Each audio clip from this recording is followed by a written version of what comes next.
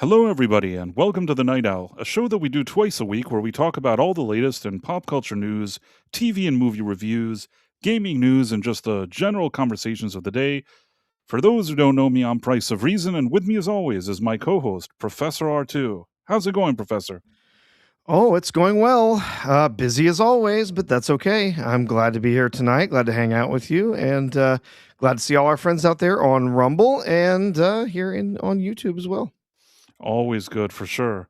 And yeah, I mean, what an eventful day. There's so much going on today.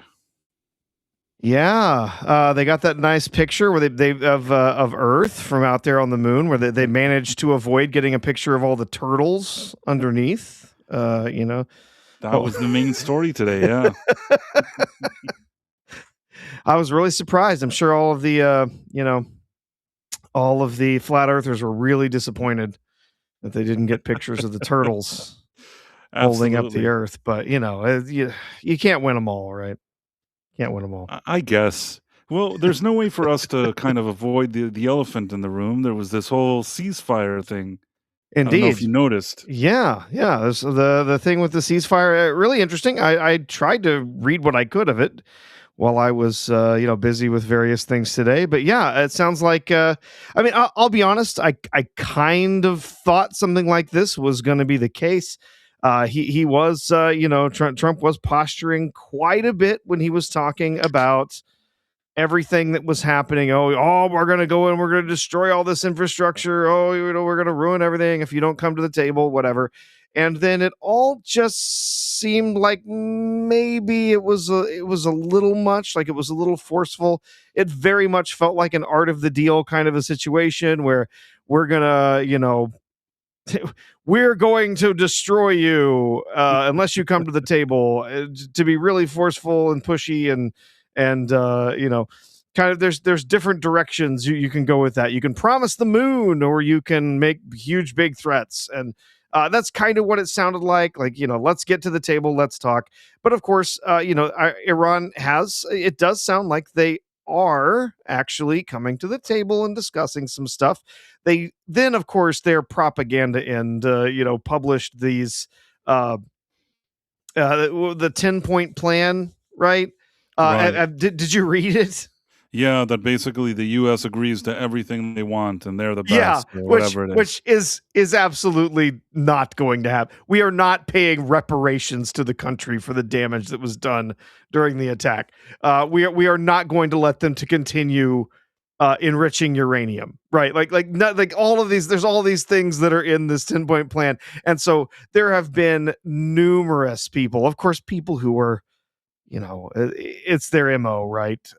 To go out there and believe everything and claim everything that is being said by the Iranian regime is God's honest truth.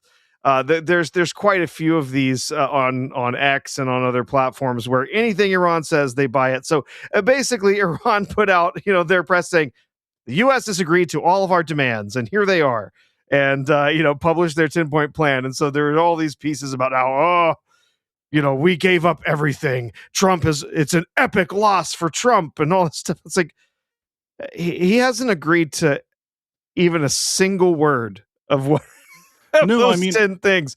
All he said was, they've got their plan, we've got ours, we are in negotiations, we're going to hold off on any kind of attack, we're going to hold off on any kind of infrastructure and stuff that we're going to do. We're going to hold off on all of that. We've got 2 weeks to kind of sit back and pause and talk about this stuff. And of course, that also involves a ceasefire. They're saying we're not going to attack, but you also should not. It's supposed to be bilateral. Like, they do not attack us either. Don't attack our resources. Don't attack other people in the other area. Then within like the next couple of hours after this came out, Iran was launching missiles. Right, and the thing is, it's not a surprise at all, because if you've seen stuff like that in the Middle East before, with other type of regimes like this. There's always a ceasefire, and they always launch a few more afterwards. Now, does that mean that they're going to stop and they just needed that extra round?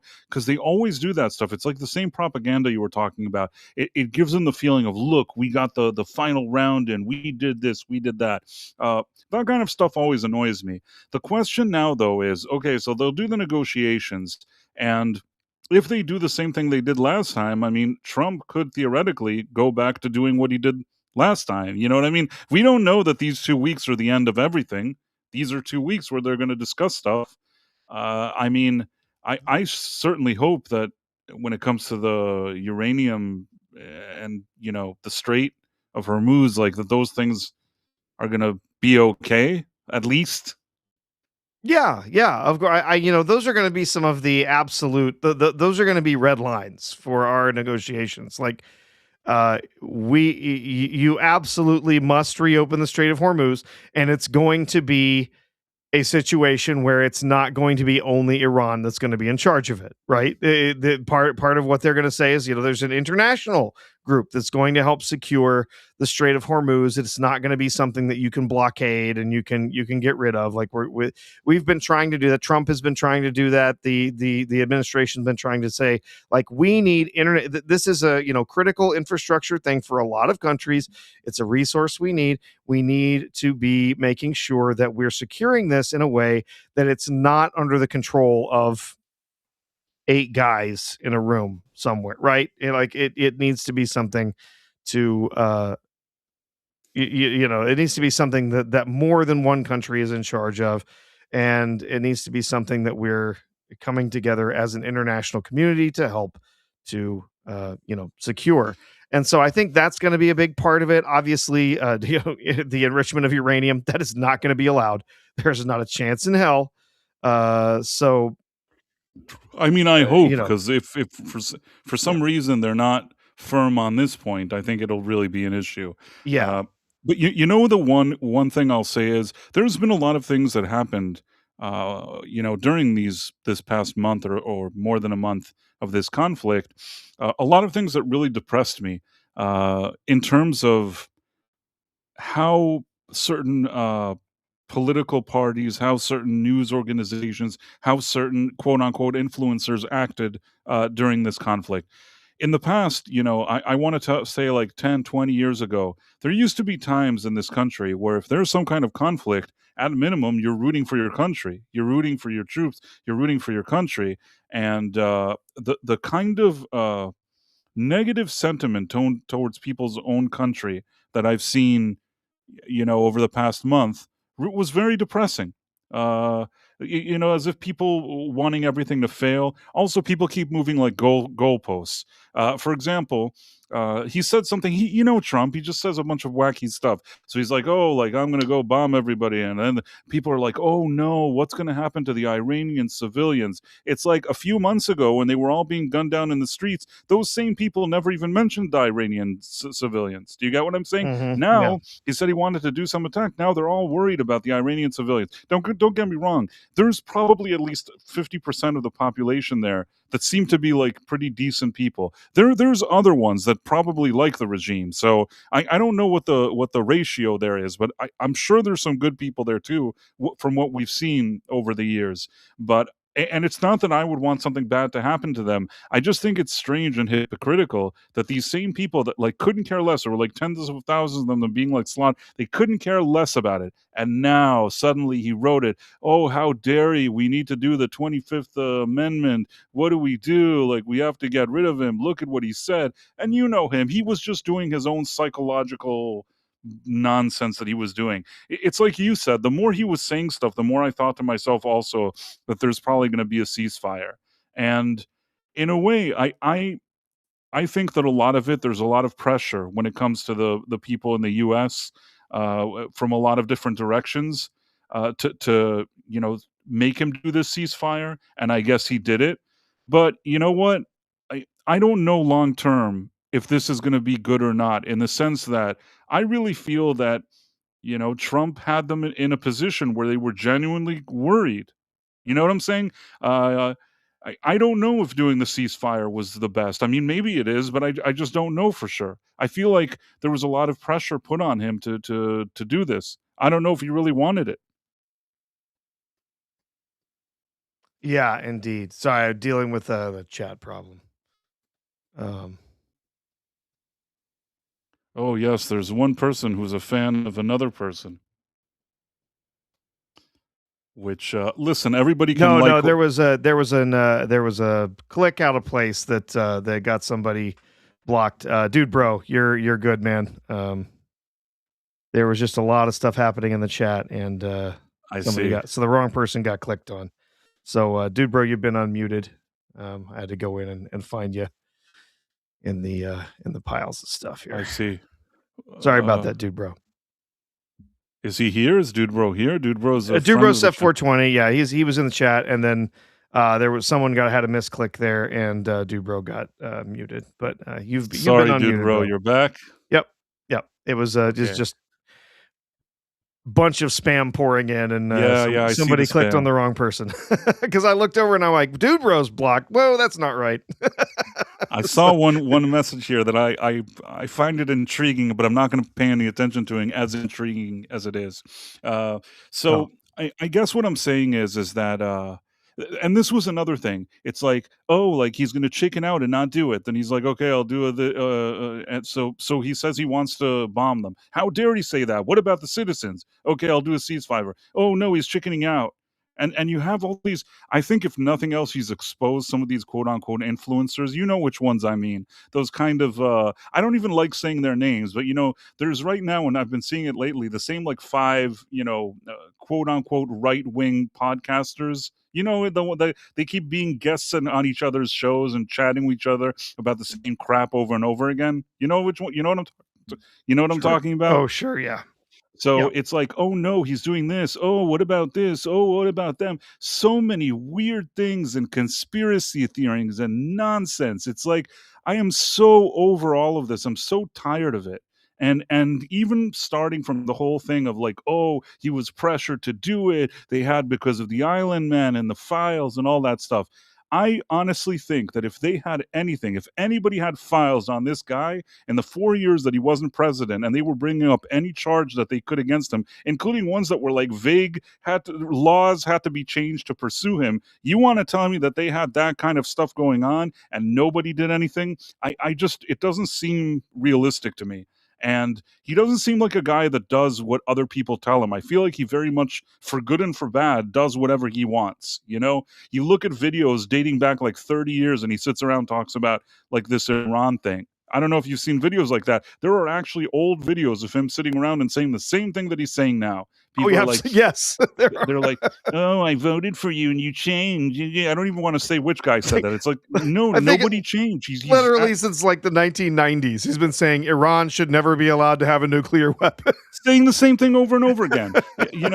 And I don't think anybody made him do one thing or another. I do feel though that once he started this thing, instead of what used to be maybe 20, 30, 40, 50 years ago, whatever it is, where everybody rallied, sometimes you had a situation that even like the Democrats and Republicans, there was a common goal in the country and there was patriotism. People rallied and said, okay, we got to do this thing. Now all people do is just complain and complain, whether it's like, from the other political opposition or even from his own party. So many weirdos whining and opportunists, and so many, and I hate to use this word, but like these kind of, I hate to use it. I don't want to say it, but let's just say opportunists. Let's put it that way.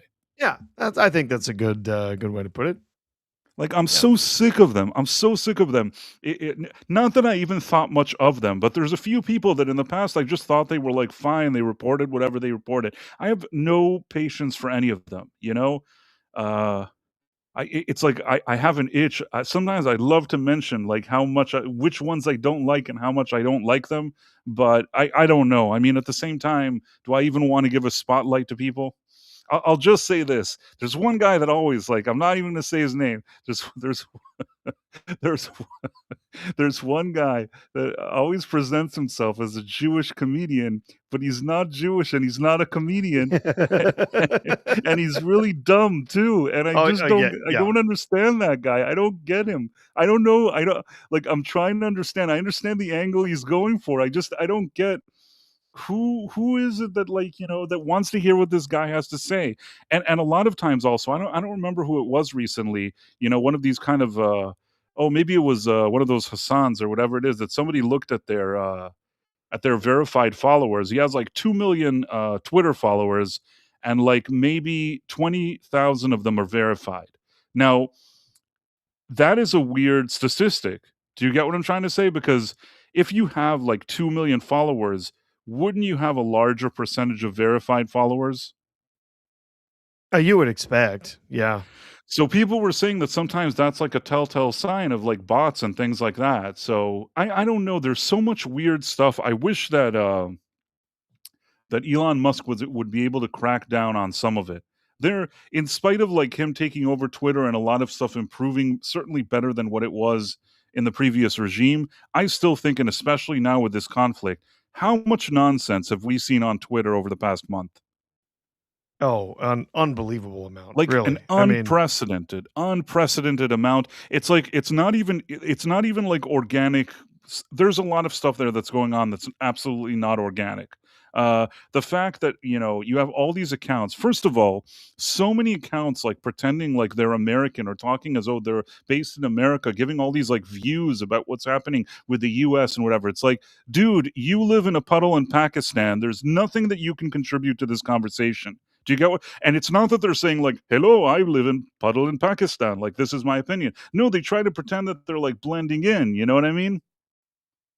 absolutely. Yeah, and that's one of the things that one of the biggest things that they have done on X in the last year is opening up so you can see where accounts are registered and where they where their apps are connected through, like, right? So, It's been a yeah, blessing, by the you way. can actually see, like, so people are like, someone comes on there and like, oh, Florida hates Trump. We don't want him, as our president. We, whatever. And then you go and look at the account and it's like from Nigeria.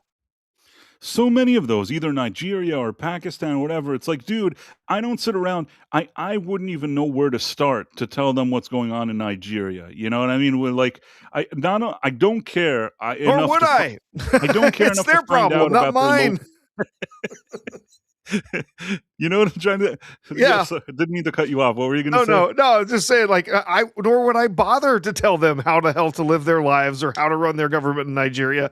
That's their country. Do whatever the hell you want. Just don't bring me into it.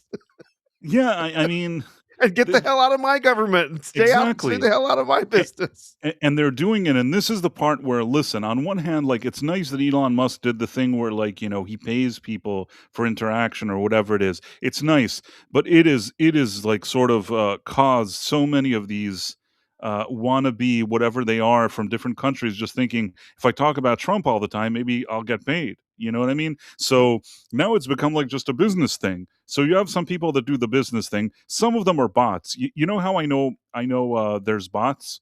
Um, Usually, if you see something like, let's say, for example, yeah, some crypto, there was something like a crypto exchange that like tanked or something like that. Something happened. There were like malfunctions. You know how sometimes you have like a service that malfunctions, and Oh, sure. you see it trending that this site doesn't work, that site doesn't work. I don't remember exactly what it was, but it was just a few days ago. So they announced that something's not working. Within 5 seconds, every person that's like, hey, I can't get into the website, I can't do this, I can't do that. For every person like that, there's already like 7 people from India or from Pakistan or from Nigeria or from one of those places or from the I don't know what, telling them like, oh, like you should contact customer service at this email. They'll help you right away. Oh, have you tried this number? This number is great. All those things. I'm telling you, like 105 seconds. All of those are like scammers. So I Yes. guess what I'm saying is it's only proof that the second that these kind of AI spamming tools sniff that there's something going on, that they can start like, trying to steal people's information. 5 seconds later, there's like 100 of them. So what I'm trying to say is that as much as Elon Musk has been doing some things to maybe curb that, it's not 100% there. There is a lot of bogus interaction on X. Oh, there absolutely is. There's no question. Yeah, there's quite a bit. I mean, they have done what they can to try and eliminate bots, but it's not nearly enough. And there's a lot of incentive for people to try to set up various different bots and you try to get them so that they start earning earning money and so on. Like there's just there's a lot of engagement farming and stuff that's not in any way legit. Right. Yeah, it's everywhere. And I mean, anytime you have those types of incentives, that's what's going to happen. It's going to be there.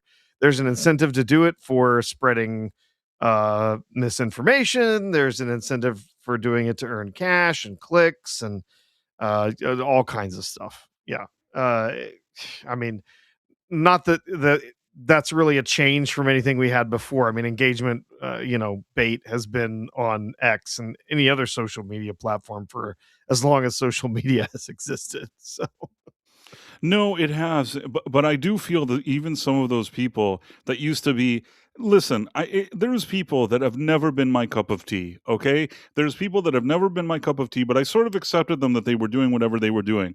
But those same people, that some of them I kind of just let it slide, even though I really am not a fan of theirs. Over the past, let's say over the past like half a year, but specifically over the past month, they have been like the worst. Like there's certain people that really I feel like they've exposed themselves as complete idiots. You know what I mean? Like, it's almost like yeah, any narrative that they can now peddle against Trump, whatever that narrative is, even ones that are supposed to be quote unquote right wing influencers. There's something that they could take a position against what he's doing, they'll do it. He changes his position, they change theirs, so there could be against him again. He does this, okay, now they're changing again, like moving the goalpost. Now they're doing this against him. Now, don't get me wrong. I've always told you this. I don't have posters of him on my wall. It's not that like I don't love politicians. It's not that I love people or love this guy or such a big fan here or there. At the end of the day, I've always been the type of guy that if there's somebody that's the president, I give that person the respect that he is the president. And if there's sort of a conflict or there's a security situation, you can give the person some leeway. You don't have to sit around like a bunch of like I don't know to say like crybabies all the time. You know what I mean? well, uh, yeah. I mean, they're out there. They're uh, constantly just looking for attention in whatever way they can get it. So, Yeah, I uh, mean, listen, it's not here's another thing. If let's say they were all the time like very consistent and very like, decent and whatever, and there was an issue that they didn't agree with him on, obviously it's a free country and people can, voice their opinion. But this grift has gone, sorry, I hate to use that word, but the grift has gone into like overdrive, if you get what I'm trying to say, in my opinion at least. sure. Yeah. And another thing that I'll say is all these people are like, "Oh, now we in the midterms, we should make sure they all learn their lesson. We should vote for the Democrats instead." Yeah, yeah, yeah. Yeah, what like imagine uh do you want like somebody like Biden again? Do you want a guy that he doesn't know what's going on around him? Do you get what I'm saying? Like Oh yeah, sure. Well, the everyone trying to float the idea that we're going to be in some way, invoking the 25th Amendment, right, to eliminate Trump. And it's like we had a literal shrub and in nobody the said White anything. House Yeah. for 4 years. And you guys, anytime someone brought up that idea, you were like, that's crazy. That's insulting. How dare you mention something like that? It's like, and then when, it was time for him to leave office, we were like, oh, wow. Wow. Yeah, we had an absolute just brain dead individual in the White House. This was fantastic. We lived on the knife's edge, with the risk of some horrible thing happening in our country and having a potato as our president. I mean, it's terrifying as hell, genuinely. Another thing that I'll say is that every president since Carter, who I always tell you, Carter for me is like the worst. And so many problems that we have today in so many places, I trace back to him. It's like you only needed one disaster like that to really create a long-term disaster like the one that we have. So much damage, one guy. Again, people are like, oh, he was a great family man. Well, I wasn't a part of his family. I don't know. There's a lot of people that may have been great family men. I can't think of a worse president. At least, like I said, you open the history books. Maybe there's some kind of like one from 200 years ago that I don't recall his name. Maybe he was bad, or the one that lived for like 5 days after making a speech and falling ill. Maybe he was bad, okay? But Jimmy Carter is pretty bad. Like he would definitely be a contender for the worst. If there was like an Olympics for the worst president ever, I'm sorry, I know he passed away. I have nothing again. He could be the best family man in the world. He's a contender for the worst one. And after that whole thing happened with Carter, no other president, all of them are always like, oh, it's so bad. They ran so bad. We can't let them do this. We can't let them do that. And what have they done? Nothing. And in the more recent years, like Obama and Biden were trying to like give them a bunch of money, hoping to appease them and that they'll like be great and invest in their own people. What a bunch of nonsense. All this money, they just went and did what they love to do, like more and more missiles and do like the uranium and whatever. If nothing else, I think that like for good and for bad, I understand that this guy is not perfect, okay? But for good or for bad, at least Trump was like, no, I don't like this. Like, screw you. At least somebody after 47 years said, like, no, like, screw you. It's worth something at least. If nothing else, I will tell you this. Any country that's thinking of doing some weird like game now, they at least know that if Trump is annoyed enough, he could just come out and start throwing a bunch of bombs. You know what I mean? Mhm. Did they feel that way when Biden was in office? I don't think that they did. No. No, not at all. So, even if you say, "Oh, he's wacky and unpredictable," well, sometimes it's at least something, you know? Better to be wacky and unpredictable than, like, not even functioning as a person. Yeah. Ugh. There's so much TDS, man. It has infected these people to their very cores. They can't they wake up in the morning thinking about Trump.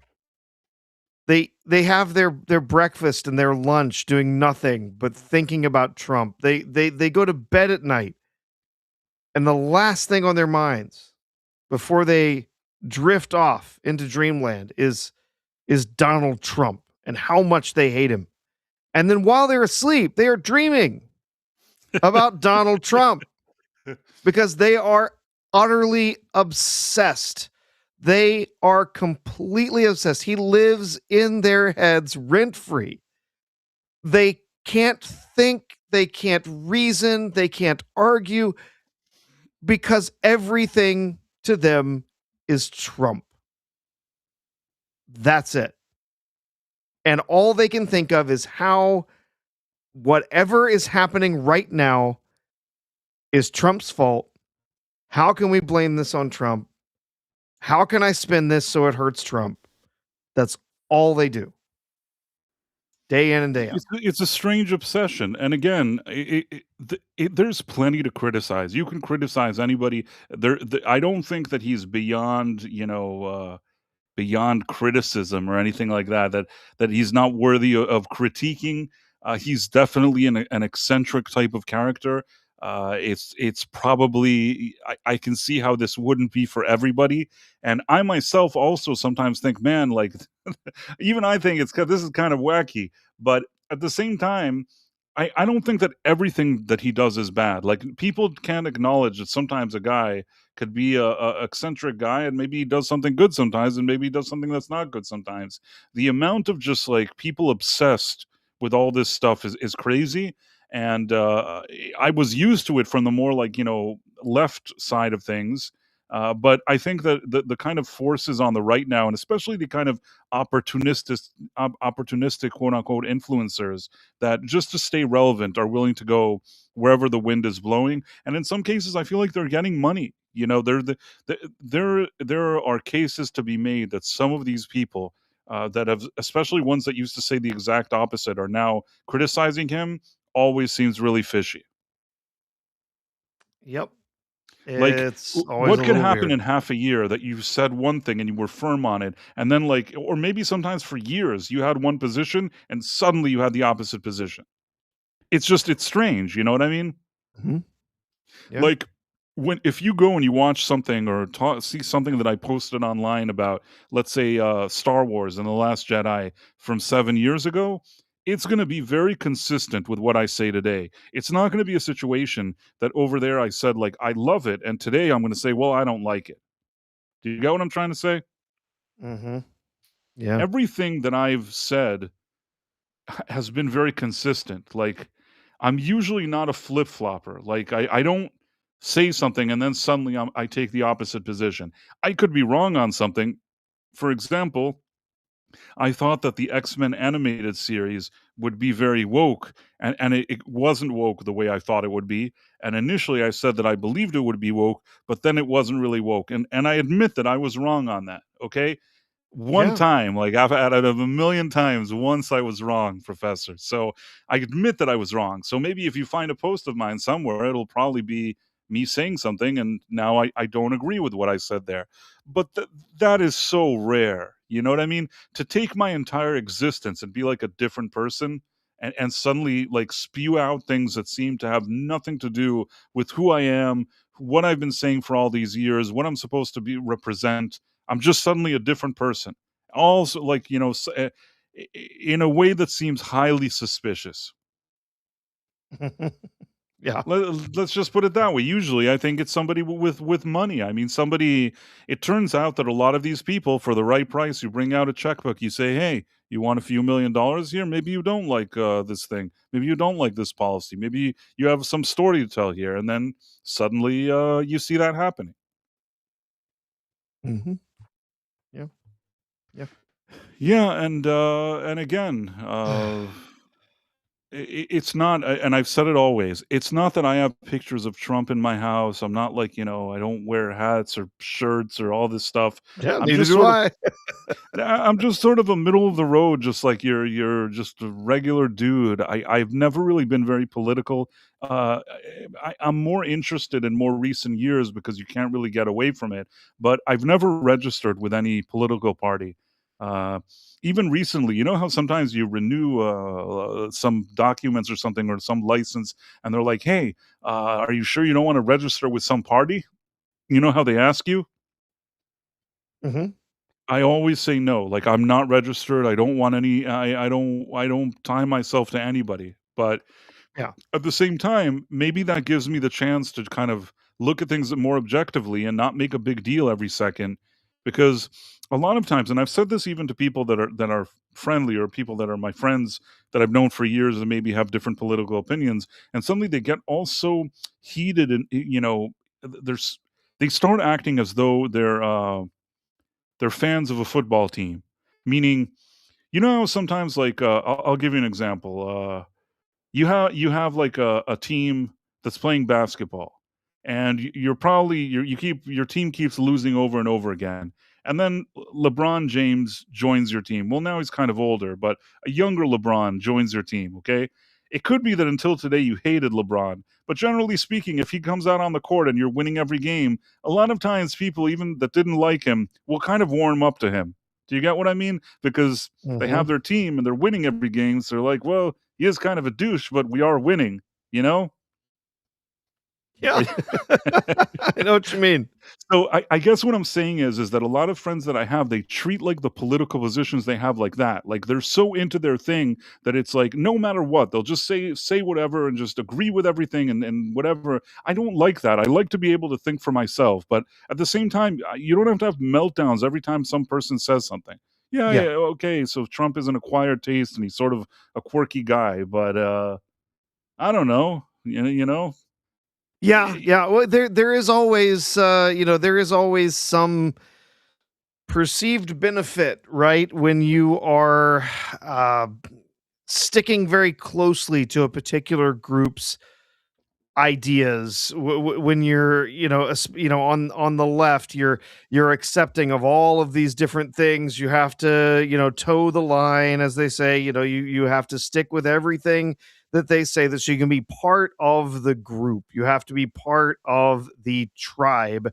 And when and on either side of the aisle, not just the left but the right as well, there is an incentive for you to be part of the tribe and agree with everything the tribe agrees with, and go along with everything the tribe says. There's an incentive for that because there's acceptance in the tribe. When you go against some particular thing that's part of that belief system, I suppose you could say, then of course there's recriminations. People are like, whoa, well, you're not really, you're not really a Democrat, you're not really a Republican if you don't believe in this or that or whatever.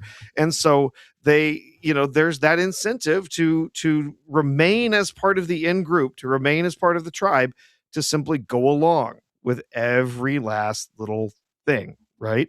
And there's a lot of people who are very much they're very tied to that tribal identity, right? Part of it is it's just psychology, it's genetics, honestly. For certain people, they need that connection to that in group for their own psychological safety, right? For their, for their just how they reason and how they think. They need that connection. There are other people, it's a much smaller number, but there are other people who do not have to have that really strict connection to that tribal group. It's a, you can separate yourself from that and say, but wait a minute, no, why do I, okay, so this group over here, you guys think this, but why do I have to just accept that? Right? What do I like? I don't have to just accept it. Can I just, maybe I feel a little bit different about this? And then of course you do get, people that you get backlash, right? Oh yeah, you're not part of our group because you don't agree with whatever. So there are always going to be those who are, big word, heterodox, right?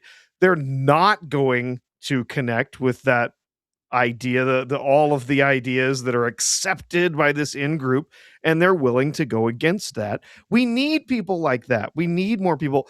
Somebody in the chat mentioned, Coda Rob mentioned John Fetterman.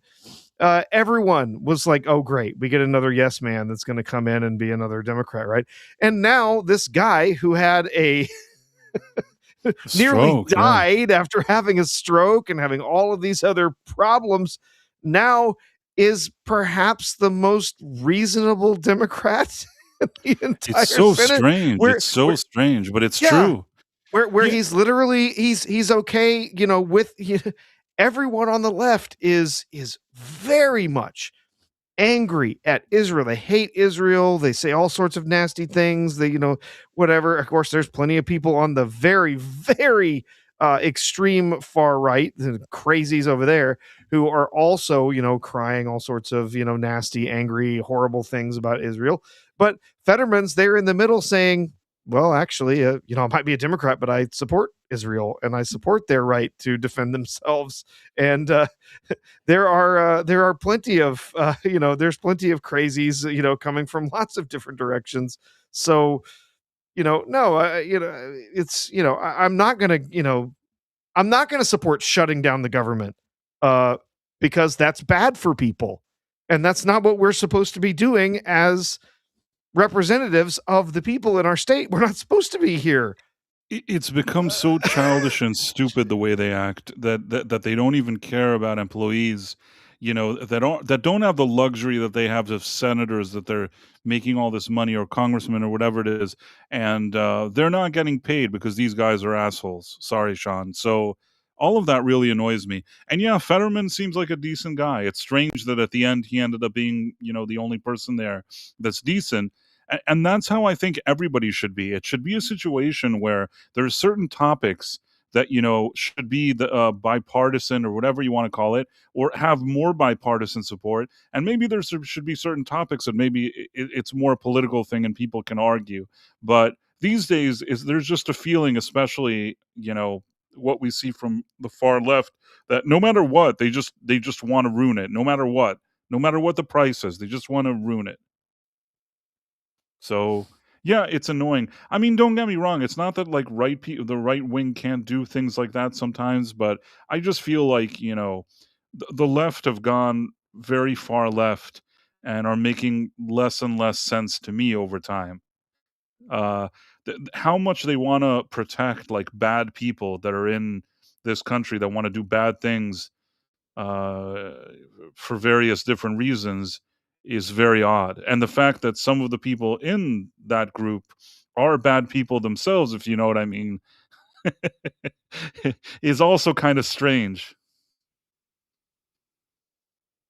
Yeah, yeah. Like there's a few people on the left that I'm really surprised that they are in Congress, if you know what I mean.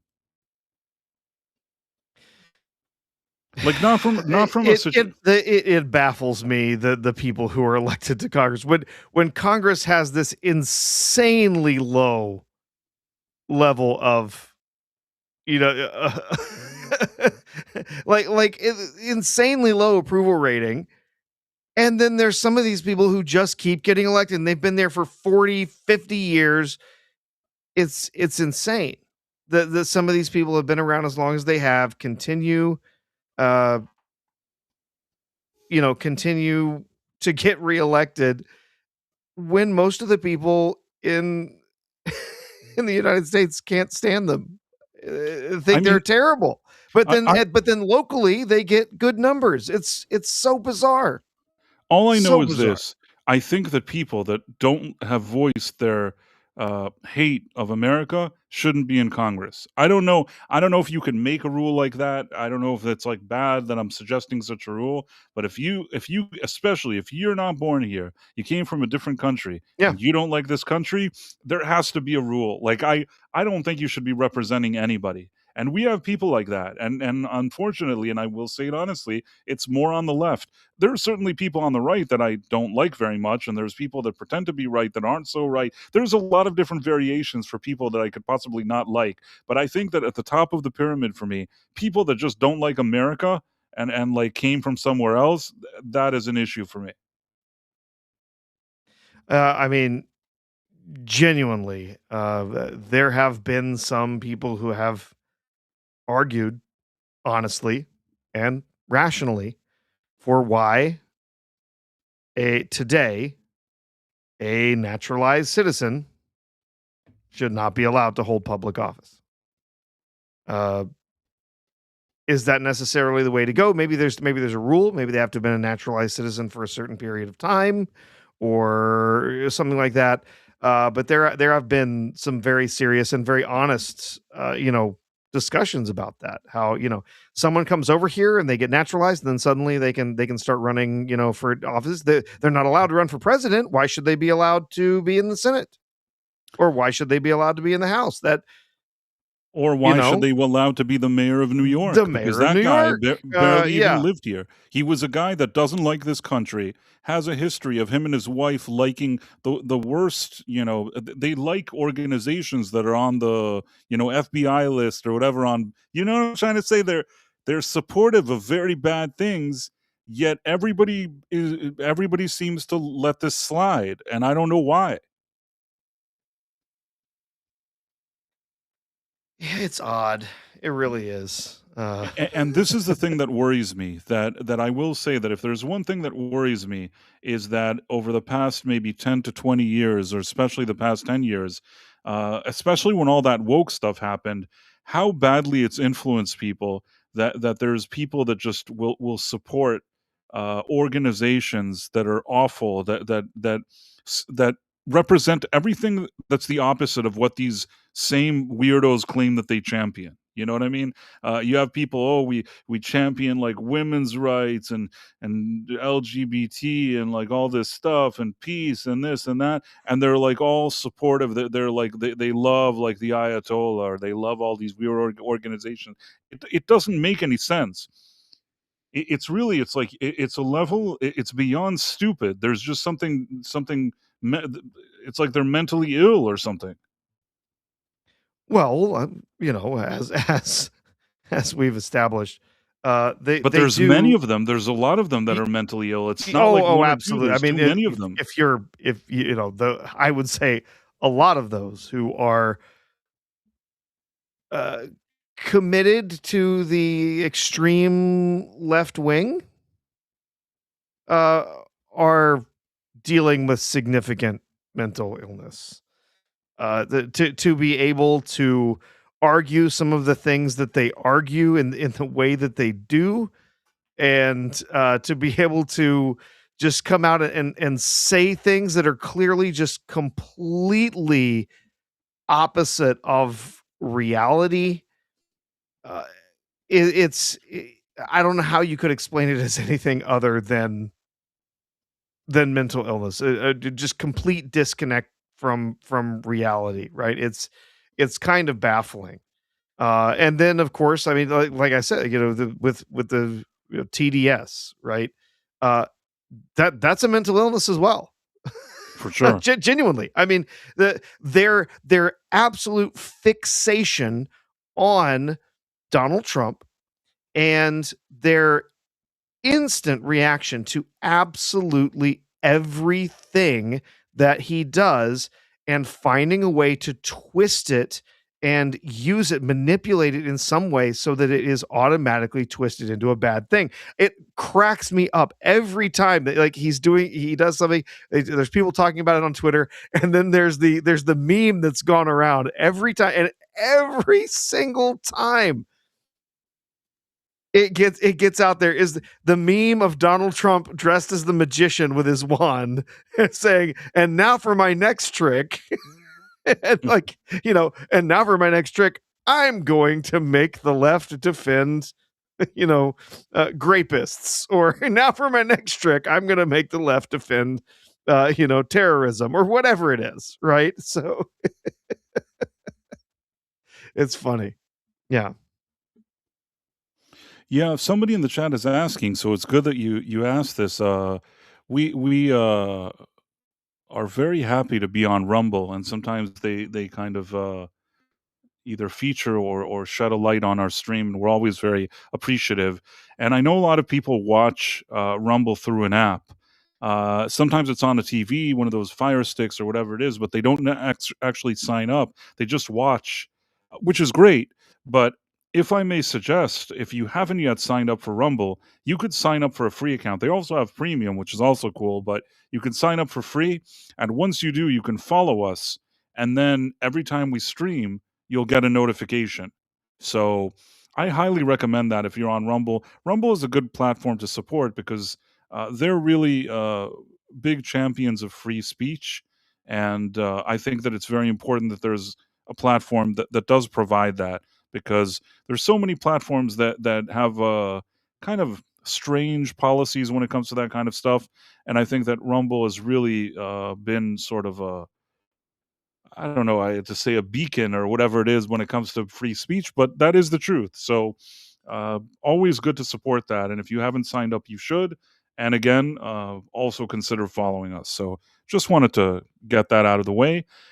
If you're watching on another platform, even though our show, The Night Owl, is sort of our headquarters is Rumble, but if you're watching, because we're also simul streaming in other places, if you're watching somewhere else, make sure to subscribe and like and all that other stuff too, because we like that as well. So just wanted to throw that out there because somebody was asking questions. So, but I'm not afraid of questions. I like responding. By the way, I don't know if you noticed, and maybe this is a bit of a segue. Did you notice that what happened to Asmongold on I Twitch? didn't. I did not see anything about that. So basically, I don't want to get into any trouble, because sometimes not with Rumble, because I know that they wouldn't care, but other platforms. So I don't know exactly what he said and how he said it, but he was talking about something about the quality of people in third world or something like that. Which I guess he made some comment, and they told him that he was banned. I don't know if he's banned for a week, but he was claiming, from what I could tell online, that how is it that Hassan says like the worst things, but nobody ever bans him? He's literally called out to delete people that he didn't like, and nobody's done anything to him.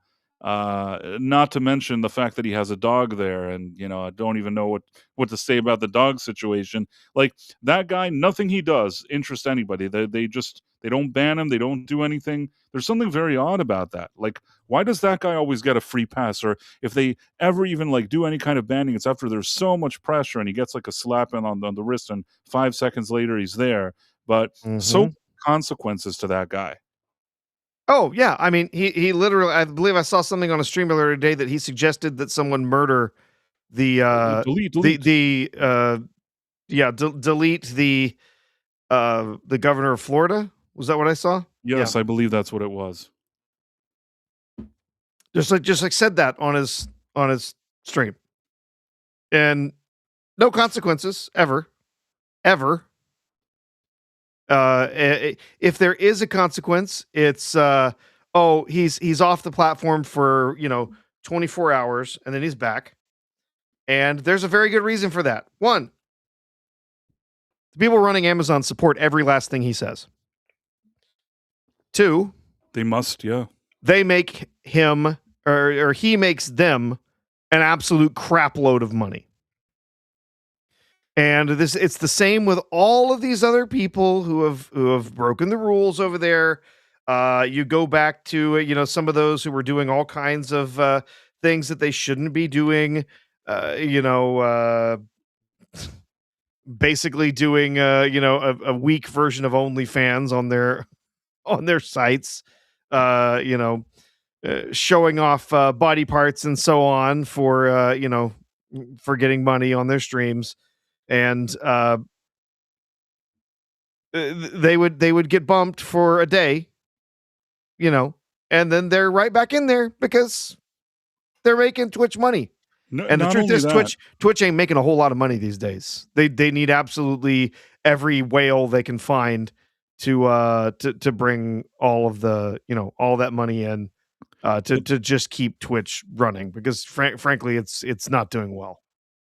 right, but another thing that bothered me, and this ties into what I was telling you with this whole conflict around all that. You see these senators or whatever, they're going around like a tour with Hassan. Recently there was like the Academy Awards, and there was some kind of Vanity Fair party, whatever it is, and they like invite him. Why are you inviting this guy?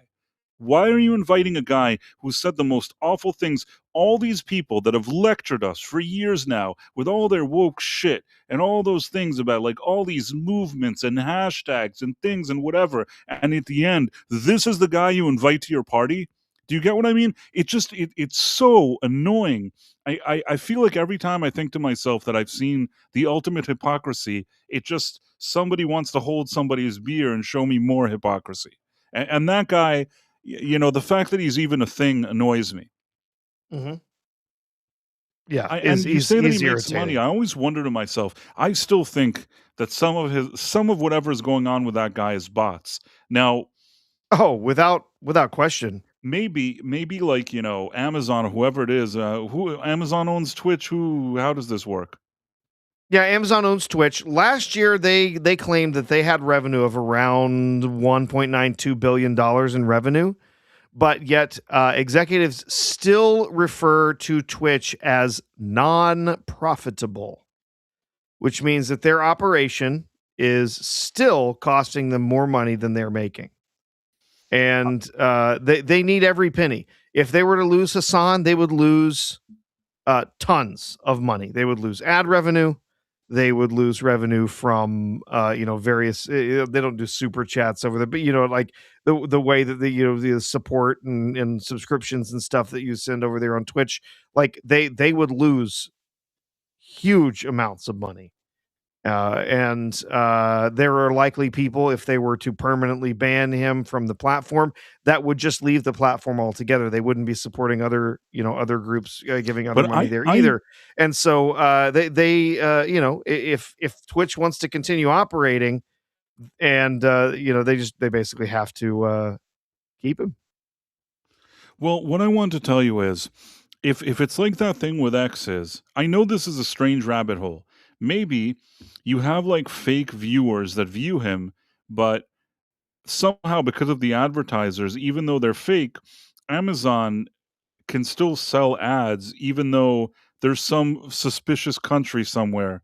You know what I'm saying? Like a farm of I don't know what in Pakistan that's boosting his numbers. So on the one hand, it looks like he has a lot of viewers. Maybe advertisers like what they see and they're willing to pay money to do the advertisements. But at the same time, it may not be fully real. There is something that I don't believe about that guy. I just don't believe that so many people like him. I could be wrong, and especially in America, I don't believe that in America that many people like him. I'm not saying that nobody would like him. It surprises me that he seemingly has so many. I could be wrong though. I'm happy to hear your thoughts on it. Maybe we're just in trouble and there's people that genuinely like him, and that's sad for me as well. I mean, I think there are people who genuinely like him. I mean, the He thing he is that hates this country. He oh, hates this he country. He's absolutely a does. terrible person, He in my does. opinion. And he wants all sorts of, he wants to eliminate, all sorts of things in the American lifestyle. He wants to impose all sorts of economic, systems like communism and so on. He wants those things to be, the way that things run. But yet he's benefited massively from capitalism. He's rich as hell. Owns a massive mansion from all the stuff that he's gotten, all the support that he's gotten. And yeah, it's kind of absurd, right? And this is always the way it is. He's not the first one. We know Bernie Sanders. Oh yeah, communism, socialism. Buy my book and make sure I can pay for my 4 different mansions and fly private everywhere I go. It's like, shut the hell up, dumbass. Go away. Like, if you can't live your own convictions, I have nothing that I'm interested in hearing from you. It's absurd. So basically, out of his whole account on X, at least, only 1.38% of his followers are verified. It's kind of a low amount. I'm not saying that all of your followers are going to be verified. I'm not saying that at all. But to not even have like 5% or 10% verified, that out of like uh 1.6, 1.7 million followers, you only have 22,000 verified followers. It kind of seems like an odd number. I feel like you'd need more than that, no? I mean, you would think, just from your normal, just the law of averages, right? That you would have more verified people who Like are following you, but 10%, and let's say it's a yeah. big account, not 10%, 5%. 1.38% seems very low for the amount of followers that he has, which can only then give the conclusion that there's somebody like juicing his thing. You know what I mean? That's now I know that there's probably real people that follow him, but I feel like in order for him to continue to grow, along the way, there's probably been the whole time some kind of juicing system. Mhm. They Lance Yeah, Armstronged him along the way. Do you get what I mean? sure. It's easier to grow if all the time you're getting all these like crazy views all the time. And I see this sometimes with other influencers. I don't remember who it was that I recently saw. It could have been him or other people. I don't even want to mention their names. That somebody posted something, and within 5 seconds, it had like tens of thousands of like or something like that. Sure, that person could post something, and it could get within a few seconds. But I've seen other people that are really big, including, I don't know, I compared it to something like Elon Musk did.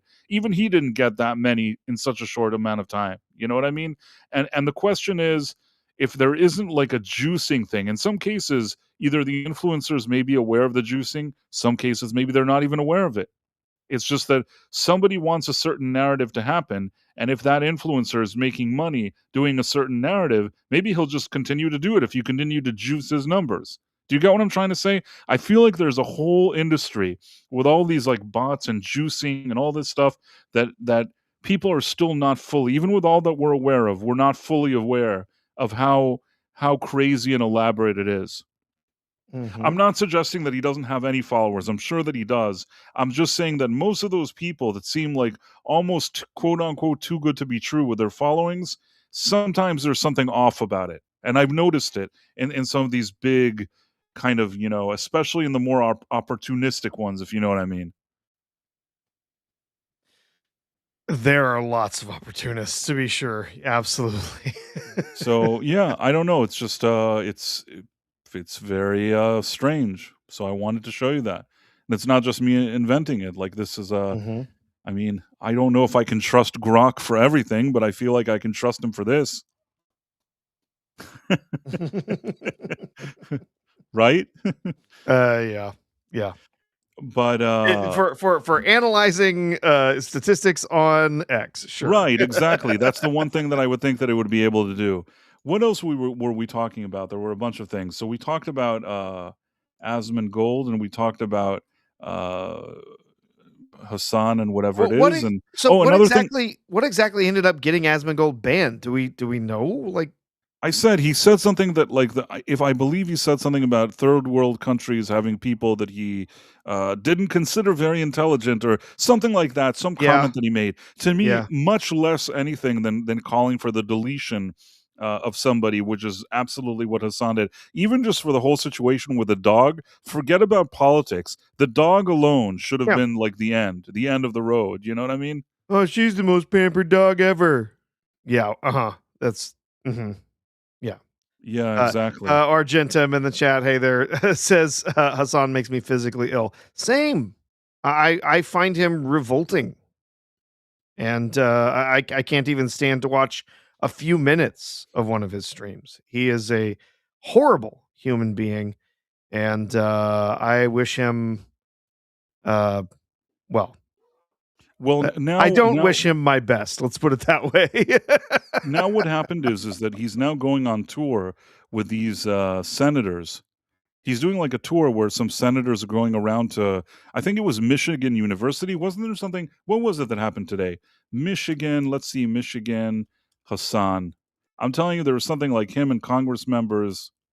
Yeah, there was somebody today who was somebody that's running for office who refused to disavow any of the really horrible thing. Like there was a bunch of comments that people were talking about saying like, you're friends with him, like yeah, there you go. Yeah, Michigan Senate candidate. Basically And saying they're like like doing tours together and there's some talking. awful comments that he's made. You're okay with that? You're okay with you're okay with the fact that he had a literal terrorist that he supported on his show, like that he played like terrorism propaganda to his audience? Like you're okay with this? Yeah, he's not gonna. He sure He's not gets gonna. away with a lot of stuff, I'll Yeah. put it that way, and, nobody pushes back.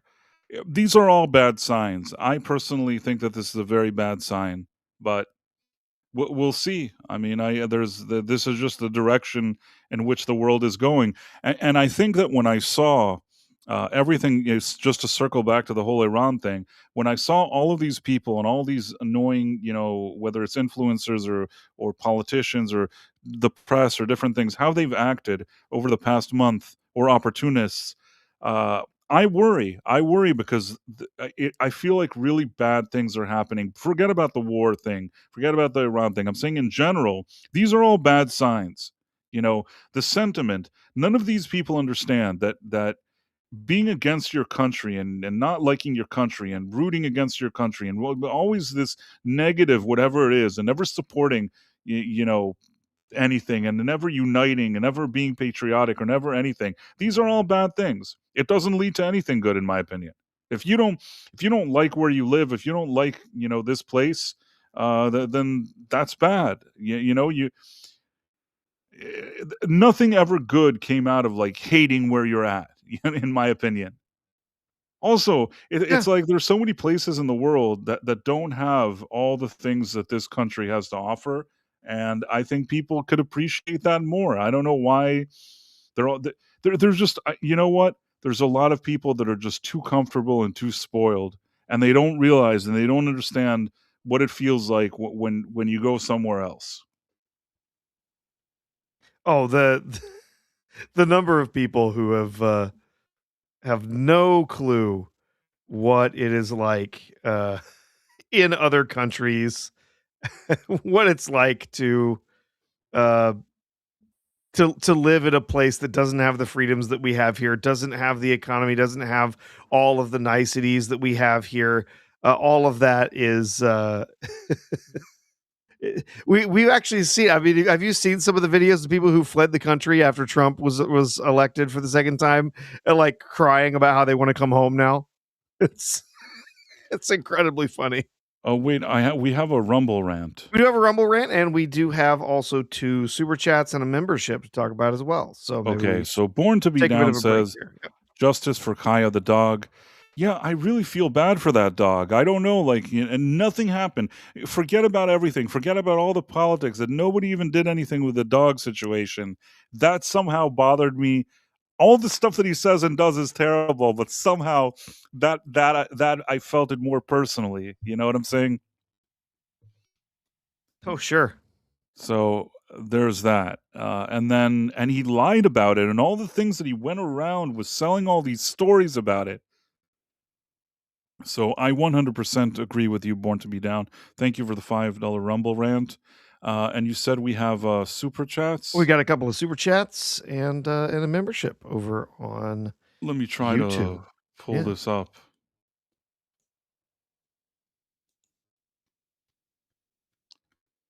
Recently, Yeah. somebody told me that I have a soothing voice. A I don't know if that's true. soothing voice. Let me see for a second. I don't even know if Let's that's true. see. Although I've been told that I have a late night voice or a soothing voice. I don't know if it's really soothing, but let me try to bring up these. Okay, share screen. If anything, I always think I just sound like a weirdo, but it's okay. Okay, so we have from the Dead Man. The Dead Man has his own channel for Star Trek content, so you should pay attention to what the Dead Man does. It's the Dead Man 79. Should check out what he's doing. So it's Price R2. I'm forced to derail you. Sorry, but it's what I do. Did you guys see the season 4 doc, the S4 doc, AMZ, Papoose Lake, Hidden Hangars, maybe proof that BL is telling the truth? I have no idea. I have no idea what he's talking about. Okay, so this is I saw this come in and it sounded vaguely familiar, specifically Papoose Lake. I was like, that I think I remember something about this. So this is S4 is a documentary by Bob Lazar uh, about his claims about having worked in a facility near Area 51 where he saw extraterrestrial spacecraft and so on back in the 80s. Uh, I think it was 80s and early 90s, maybe it was late 80s, I can't remember. But him sort of telling his story about what it was like during his time being stationed in Area 51, Poo-Poo's Lake, and this S4 facility, the secret facility where they have all of these supposed alien technology and spacecraft and whatever. I have not watched it, Dead Man. I did not even know it existed. Um, Frankly, I am not a believer in extraterrestrial visitors. So, not something that interests me. If that's something you're into, that's your thing, okay, that's great. As for me, having the reading that I have done, the study that I have done, the science that I have read, You talk about Fermi's paradox, and you say, well, there's all of this, there's all of these stars out here. Do they all, how many of them contain life? If we, even if we say it's, infinitesimally small, there's life out there somewhere. That may be the case. From the research that I have seen, the things that I have read, what we know about, the creation, reality of life, and the likelihood of it appearing in various places. Even if you listen to the stuff they have to say about it, and the possibility that it exists, the reality is that unless there is some science that we do not understand that would allow people to travel faster than light, even if there are other civilizations out there, we will never meet them. They're never going to get to Earth. We're never going to get to them, and likely we will never even intercept radio transmissions from them. It's just reality. From what I have read, from what I have known. Maybe I'm wrong. Maybe, who knows? I'm wrong. I don't know. Maybe there is some way that that we can travel faster than light that we don't understand yet. Maybe there is something possible that didn't they see a pyramid on Mars? Maybe we don't understand. Maybe the pyramid on Mars came from the same place the pyramids in Egypt came. The pyramid on Mars came from a low-resolution camera, just like the face on Mars came from a low-resolution camera. Once we got higher resolution pictures, we went, "Oh, that's not a face. That's not a pyramid." That's a rock with some shadows. So, I think that the dead man got a run for his money. But dead man, no shade at all. Like if that's your thing and you're into it and you like kind of thinking about the possibility of extraterrestrial life and what it would look like, and is it coming to Earth? Is it visiting? Okay, like people need to be curious. People need to be fascinated by things. I don't hold that against anybody. Like if that's your thing and you're into it, that's cool. Like I've got a friend who has been into this stuff for years. They've talked about it, and told me about, there's this thing and there's this guy that has this evidence, has this thing, and I'm like, that's really cool. Just from my own perspective and from what I've learned. It's just like as Isophobo says in the chat, it's not a matter of distance, it's a matter of time, right? It's how far away they are, how much time we have different between us and them, and what we've observed and what we haven't. And then there's all sorts of other stuff too that kind of shows that potentially life is actually a lot rarer than we might think. And so it's just agree to disagree, dead man. Again, no shade, no harm. I'm not arguing with you, not telling you you're wrong. Just saying, like, this is my view of it. You have your view of it. Cool. I had not seen this documentary. I don't search out that kind of material. So I haven't seen the documentary, but I will say this: I have I can see where you're coming from, Professor, but at the same time, there's so many planets out there. There's so much, beyond Earth. Yeah. You'd think that somewhere there's life. It's possible. It's entirely possible. I'm saying that it is. What I'm saying is not that there's not any alien life out there. I'm saying we probably, just because of the time and the distance and everything that's out there, we probably will, one, never know, and two, we will never actually see or meet or connect with them, just because of the reality. In fact, there's a channel called it's impossible to pronounce, Kurzgesagt, on YouTube, that talks about some of these scientific problems. They have an incredible video that actually talks about this particular subject, and about how the universe is expanding around us, and how some galaxies are coming closer together, other galaxies are moving further apart. That basically, if there is life out there, if it doesn't exist in our local cluster, there is no chance we are ever going to encounter unless that life form is so far advanced beyond us that they've come up with a technology that they can do it, then they could show up here. I don't think we could show up where they're at, but that doesn't mean, at least theoretically. I know it's a long shot, but I'm saying theoretically, maybe it's the most advanced species ever, and they can get here somehow. Or they live so long they could go on a spaceship forever and get here. I don't know. It all sounds weird, but I'm just saying I would never rule it out 100%. Sure, You never sure. know. No, no, and hey, I'm willing to be proven wrong, right? That's scientific exploration, right? You got to be willing to be proven wrong. If there's science out there that shows faster than light travel is actually possible, that it's that we get real evidence from somewhere that like there is some intelligent life out there.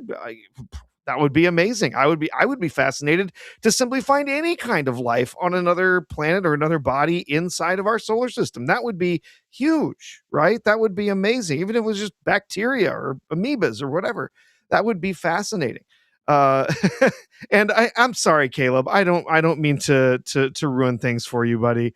He says, "Damn it, Professor! Don't step on my dreams of having sex with aliens. I do want to be like Captain Kirk. What Maybe it'll happen for you one day, buddy. I don't mean to ruin it for I you. want to be like Captain Kirk too. I love Star Trek, and I wish that was real, and we could go on those kind of adventures. We have Miss Sparkles, who's been a member for 7 months, and I genuinely appreciate that. Thank you, Miss Sparkles. It's nice that she's our female demographic. Uh, that's the entire demographic. I think it's probably her. That's all. That's all. No, That's no, all. we got Elizabeth Quince. That's true. We got Elizabeth Quince, but Yeah, she's on the Rumble side, so maybe each yeah. platform gives us, we have one lady on each platform. Uh, oh, and then we have the Dead Man 79 says, Price, how would you compare the concert for George Harrison versus the concert for Levon Helm? I have to be honest with you. I'm familiar with the George Harrison one, which is a nice concert. I think it's a good concert from what I recall. But the Levon Helm one, I don't recall seeing, so couldn't really make a comparison. I assume that you mean the one after George passed away, because there's the famous one that he did for a concert for, was it Tibet? What was it that he in the early 70s? Is it Uh, Hari Krishna for Tibet or something? yeah, that sounds right. Was it a concert for Tibet? A It's vague in my or the mind. concert for Bangladesh or some Bangladesh, sorry. yeah. Yeah, Was I that was it? close Was enough. that it? I was try Yes. I can't I don't really remember, but that sounds familiar. No, no, it's Bangladesh, you're right, I Yeah. apologize, I made a real boo-boo here. It's a late hour, and I knew it was something like that, but it's Bangladesh, it's not Tibet. But that was a pretty good concert from what I recall, so that's good. The one for George, the concert for George, I'm trying to remember, I've seen it. Yeah. I don't even remember all the ins and outs. I mean, I must have seen it many years ago. It's not something that I've seen many times. The Levon Helm one I haven't even seen. So very difficult for me to say. I will say this, that this week, I don't know why. Sometimes on YouTube, you kind of run into something and then you run into something else. And I happened to revisit the Traveling Wilburys. Have you ever heard that band? No. So the Traveling Wilburys is a band with George Harrison, with Tom Petty, with Roy Orbison, with Bob Dylan, and with Jeff Lynne from Electric Light Orchestra. And it's kind of one of the first and only. I mean, not only, maybe there have been other ones, but it's an early version of like a supergroup. And the way they formed, I saw an interview with George this week that he explained how this band even came together, and I love the story. Do you even know what I'm talking about? Anybody know what I'm? Did you know that such a thing exists? I know. So let me You see. know I don't follow music that closely. No, but this is like, come on, this is like a very important pop culture thing. So let me see if I can find uh, a picture. So basically, let's see. I'm gonna try to show this.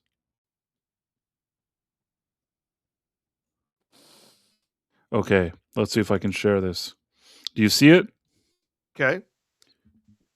So this is the band. It had Roy Orbison, George Harrison, Tom Petty, Jeff Lynne, and Bob Dylan. And I saw this interview that George Harrison explained how this band even got together, and I loved it. Uh, he was recording an album in the '80s, and his label told him, you know, back in the day, they used to release singles like on a record. Even in the '80s, they still had that. They'd release like a single on a smaller record or whatever it is, and you had what's called a B-side. The A-side would be the song that's considered the single, and then on the Sure. flip side, you'd have a B-side. Now, a lot of times the record label would prefer that the B-side would be not your best work. Do you get what I mean? Like, it would be Oh yeah, of course. That I mean, that's yeah. That term has been around for a long time in pop culture. You have a B v side, right? B-side. It's not the best thing that you made. The best thing you made was the A side. The B side is, hey, here's some other stuff, and hopefully you enjoy it. And it's doing more than just filling up some grooves on a record. Right. Now, the thing is that a lot of times you'd have songs that never even made it to an album. That would be the B-side. Like, it's not only that they're choosing a lesser song from the album, they're choosing a song that like nobody cares about for that B-side. Uh it would be defined as that thing, you know, it's like the second rate thing you put on there. Sometimes something that maybe didn't make it on the album, they do that. A lot of things like that. I will say that in the days of the Beatles, and maybe that's why he saw it differently. In the days of the Beatles, you sometimes had a thing. I think when they released Strawberry Fields and Penny Lane, I could be wrong, but I think that that was like a quote unquote A and B side, but they considered them both A side. Meaning the Beatles redefined that you could actually buy a double sided single, but each side would have a good song on it. So they didn't always go along with it. Maybe that's part of the reason. So the label told him, listen, you got to quickly put something together for us. So he said, okay, I'll get into the studio. I'll quickly, just without thinking about it, quickly on the same day, I'll write a song, record it, and that'll be my B side. So, are you with me, Professor? Yes, he is. Uh, Something very funny happened. Never mind. So in any case, what happened was is that George Harrison needed to record the crappy song. So he happened to have dinner with Jeff Lynne, who is also a producer and the singer of Electric Light Orchestra, and that's what he did that evening. So he was going to have dinner with him and ask him if he can help him with his song. Jeff Lynne invites Roy Orbison to join them for dinner. So now all three of them are sitting. It's George Harrison, Jeff Lynne, and Roy Orbison. And you know, Harrison says to Lynn, "Can you come with me tomorrow to a studio? You know, or help me get some studio where we can quickly record a song." He said, "Sure, I'll help you out." And then Roy Orbison said, "Hey, can I come and watch you guys doing this?" And they're like, "Of course you can." So the next day, now they're all three of them, and they need a studio. And this I think also happened in the dinner. So Roy Orbison said, "Hey, Bob Dylan has a studio around here, so maybe we can call Bob Dylan, and then you guys can record in his studio." So George Harrison calls Bob Dylan, and Bob Dylan, you know, I guess answers. They're able to talk to each other, and he answers the phone. He says, "I want to record a song." He's like, "Yeah, you guys could come over." And then they're like, "Okay, Roy Orbison is going to come over too." Now, George Harrison, who was friends with Tom Petty, left a guitar at Tom Petty's house. So he calls Tom Petty, said, "I'm coming over." He comes over, and I guess he's at least either with some of these guys or I don't know what. He's like, "I'm coming to take my guitar. We're going to Bob Dylan. We're gonna, you know, I'm gonna record a song." So Tom Petty is like, "What? He's going to Bob Dylan with Roy Orbison and Jeff Lynne?" He's like, "Can I join?" So they're like, "Sure." So now, now they're all in Bob Dylan's studio, and you have George Harrison. Each of these artists is like an artist in their own right. You have George Harrison, Tom Petty, Roy Orbison, Jeff Lynne, and Bob Dylan. And suddenly, you know, George Harrison is like, "Hey, Roy, why don't you sing this verse here? Why don't you sing this? Why don't you sing that?" They all start, like, you know, playing with it together, and they have a song. So now, after all this stuff, what happens is that George Harrison takes the final song, which I think it's not "End of the Line," it's what the other one, "Handle with Care." So he takes the song back to his label, and they said, "Okay, did you record the B side?" He says, "Yes, I have the song. This is my B side," and he gives it to them.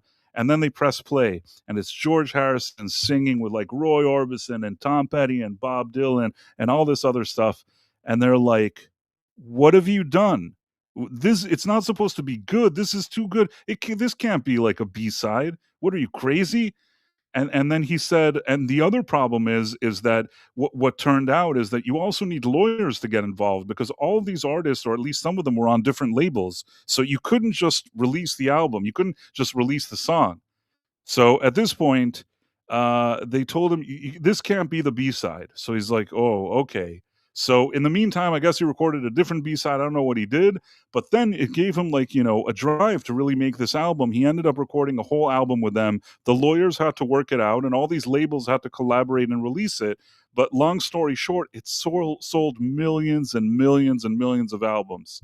And yeah, I wish we saw more of these type of efforts. I mean, this is the kind of collaboration I enjoy. These days you see like one of those Beyonce tracks that has like 20 producers and it all sounds shitty and all whatever. This for me, this is the era of real musicians. This is what I personally like myself. But yeah. In any case, I just thought that was cool. The sad part is after they recorded this album and released it and were doing exceptionally well, Roy Orbison, he found out that it was a hit, that it was doing really well and selling very well, but unfortunately he passed away. He like collapsed, which is a real shame because they recorded one other album afterwards without Roy Orbison, but I feel like with Roy Orbison was better than without him because uh, he had such an interesting voice, Roy Orbison. It really was something special. They don't make music anymore, Bubba Doom says. I agree, they don't make music, unfortunately. And that's why, when I was young and this band came out, I sort of appreciated it. Over the years, appreciated it a little more. But today, when I hear it, I really appreciate it. I mean, we don't have any more Orbison, Harrison, or Tom Petty. And to have like a band with all these people sort of working together in such a cool way, almost like an effortless way, I really like it. So that was just a cool thing that I saw this week. Oh, why did we get there? Because the dead man asked about the concert for George. Again, the dead man, you got to run for your money with this one. And people heard me talk about the Traveling Wilburys. And like I said, if you've never heard them, it's a really nice, especially the first album, really nice something to throw on in the background. It's good, I'll even have to more go. than the background. I'll have to go check it out. I mean, these are definitely artists that I have enjoyed their work It is a in the good past. album. It So is. I'll have to go traveling Wilburys. Wonder if I can go add that to my.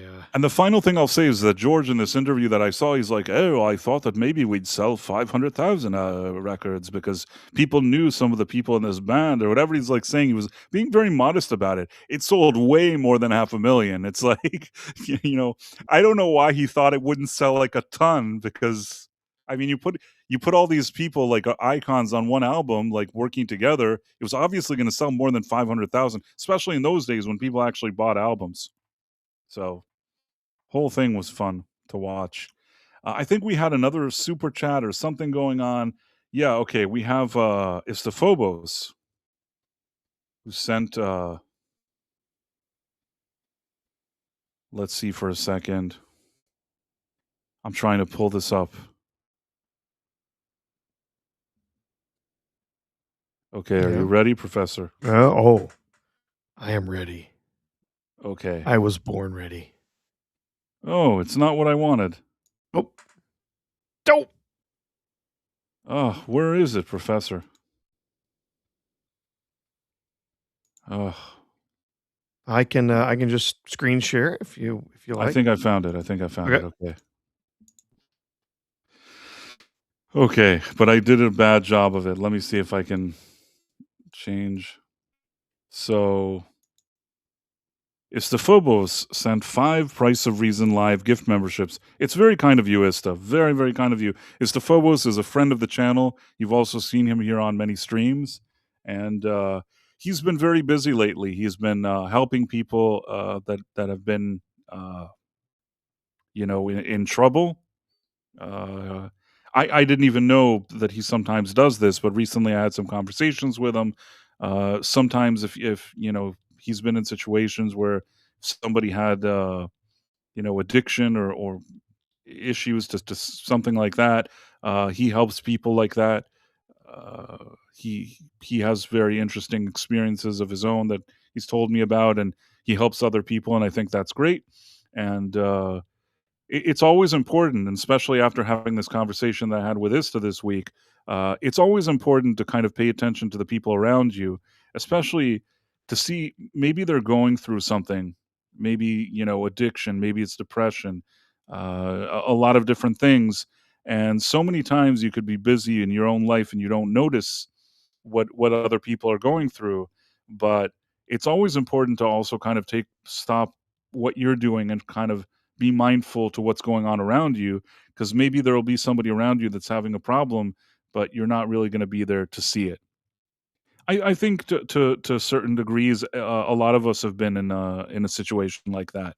Uh, there is I'm trying to think of, like, something. I don't know why this I should not speak of this, but I will say it anyways. Uh, there was once an actor, who went through something like that I was pretty decent friends with, and I think that we didn't live in the same place, but we were acquainted, we were friendly, and, he had some issues, and I only noticed it much later than I needed to. Do you get what I'm saying? Yeah. It Like, can be I would hard, honestly. It can be It's really hard, hard yeah. to understand when someone is just a little too into something, right? Right, Coming to the party a little too loaded, a little too often, whatever. It can be hard, especially for someone who has not had to deal with addiction themselves, to actually recognize that in other people. I mean, sometimes it's blatant, right? Sometimes it's obvious. One time, many years ago, I was with with a friend who was a barber. I was actually we had just gotten back into his shop, and I was getting ready to get a haircut, and I was sitting with some guys, and we were waiting around. He had another customer to take care of before it was my turn in the barber chair, and we had a guy who literally stumbled through the door. I mean, he was dressed like he had been at work and everything, but he is slurring his speech, even like to the point of like the hiccups, right? Like it was obvious this guy was a functioning alcoholic, but he was in bad shape. And we were talking to him. He was slurring his speech. He didn't understand that he had to wait. There were, seven people already in line to get haircuts. They only had one barber. Like he didn't quite understand this, and then he walked out the door, and we saw him get into car with a woman who was doing the driving, so clearly was a functioning alcoholic, barely functioning, really. When you see that, it's obvious to anybody, but a lot of people who are dealing with these struggles, it's not obvious. And as Stefobos says, it's never obvious to the person who has the problem, right? And that's true. so it can be really hard for somebody who's not encountering that person like all day long, someone who doesn't live with them, someone who doesn't spend That was my extended amounts of time with them, to actually be able to perceive of that problem being there. But it's actually a bit easier, because I've spoken with people who've dealt with addiction, who are in recovery program, who have told me, that once you see the behaviors that are tied to it, right, that are tied to those addictions, it's easier for you to, for someone who's been there and has gone through that, to recognize those types of behaviors in people, even in smaller interactions. And I really do, Istophobos, I really do appreciate you, and I appreciate anyone who's had to struggle with that addiction. They've had to work their way through various, programs, 12-step programs, or whatever it is, dealing with that, committing to sobriety, committing to getting away from those addictions, and then turning around and genuinely helping others who are struggling with that.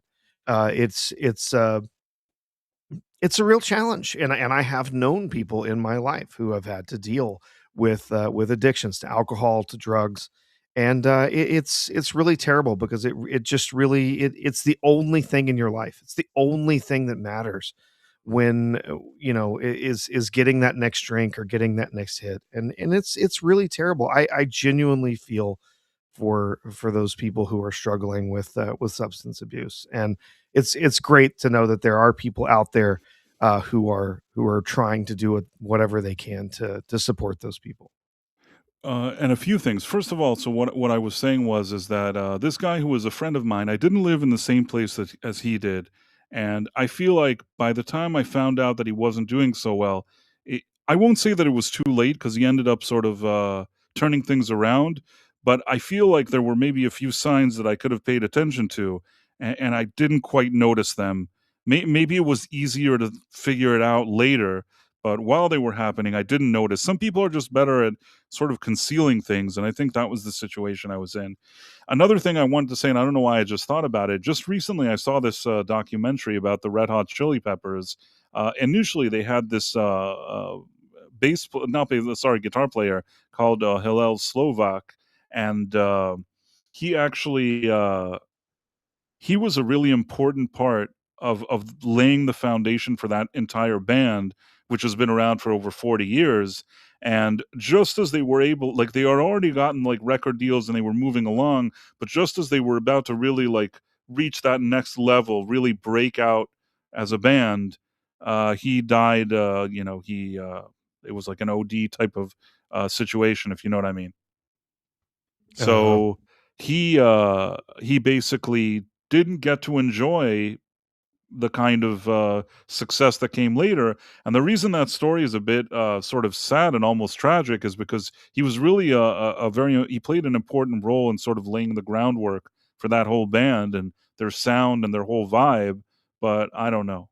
It's just it somehow made me sad, that documentary.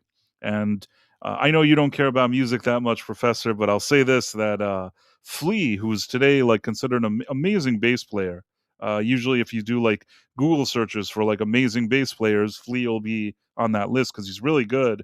Uh, he's the guy that made Flea a bass player. He had a band. Yeah. And he was like, Flea, you can play bass. And Flea didn't know he could play bass. The other guy was like, you're going to play bass now. And he brought him to the band and did all this stuff. I mean, it's pretty good vision to think that a guy, because he knew that as a kid he played trumpet, so he thought he would be good as a bass player, and he brought him into a band he was in to play bass specifically, and the guy ended up being like one of the best bass players. It's almost like you did like a lottery ticket and won the lottery. Only this guy, unfortunately passed away. So the story and that whole thing, it's on Netflix. I found I found myself intrigued and also a bit sad by the story more than I thought I would be. There was something a bit sad and almost like tragic about it, that you're this close, you're involved in putting together something that's so successful and you're this close, but you don't get there because of that other stuff. And I don't know. Even at the Sure, sure. time, in this movie, Flea is like, he seems guilty. He seems to feel guilty. He's like, I was thinking of myself, how could I have not noticed? Like, how maybe I could have done. You could tell that all these years later, he has this kind of feeling of maybe I could have helped more, maybe I could have done more. So, yeah. And as for myself, you were saying that situations, if you like, I've had situations where I've seen people that are very much have a problem, but it's very, very clear. I was at I think I've told people this before. I was at an event. I think it's fine. I can say it was in Los Angeles. Are you with me, Professor? Yeah. I probably told you this before. I was at an event, and there were some people there. Some people I guess that were more known, some lesser known. I don't know what. And I was there with another person I knew. And again, we're not the titans of the industry, but we were still there, so that's nice. And suddenly, you know who Andy Dick is? Oh God. Yes. He starts like talking to us and trying to sort of befriend us. But man, the amount that this guy drank, I mean, he drank so much, this Andy Dick guy. Oh, it wasn't just drinking. He did everything you can Probably, imagine. probably. And Andy Dick has been well known as yeah, somebody who is constantly on illicit drugs and alcohol. and he was so inappropriate. Like, listen, I don't mind if somebody is like tipsy or just acting weird or whatever it is. That like his whole behavior was so. It's hard for me to describe like how bad it was. And still, I don't know. Call it like I don't know if to say like compassion or whatever it is. I wasn't looking to get him into trouble or anything like that. It just me and this other person we were with. We kind of understood. We felt it that we need to kind of steer away from him, and he was like still trying to talk to us and like befriend us, and we just want to kind of step away because something doesn't feel to say that something doesn't feel right about him is an understatement.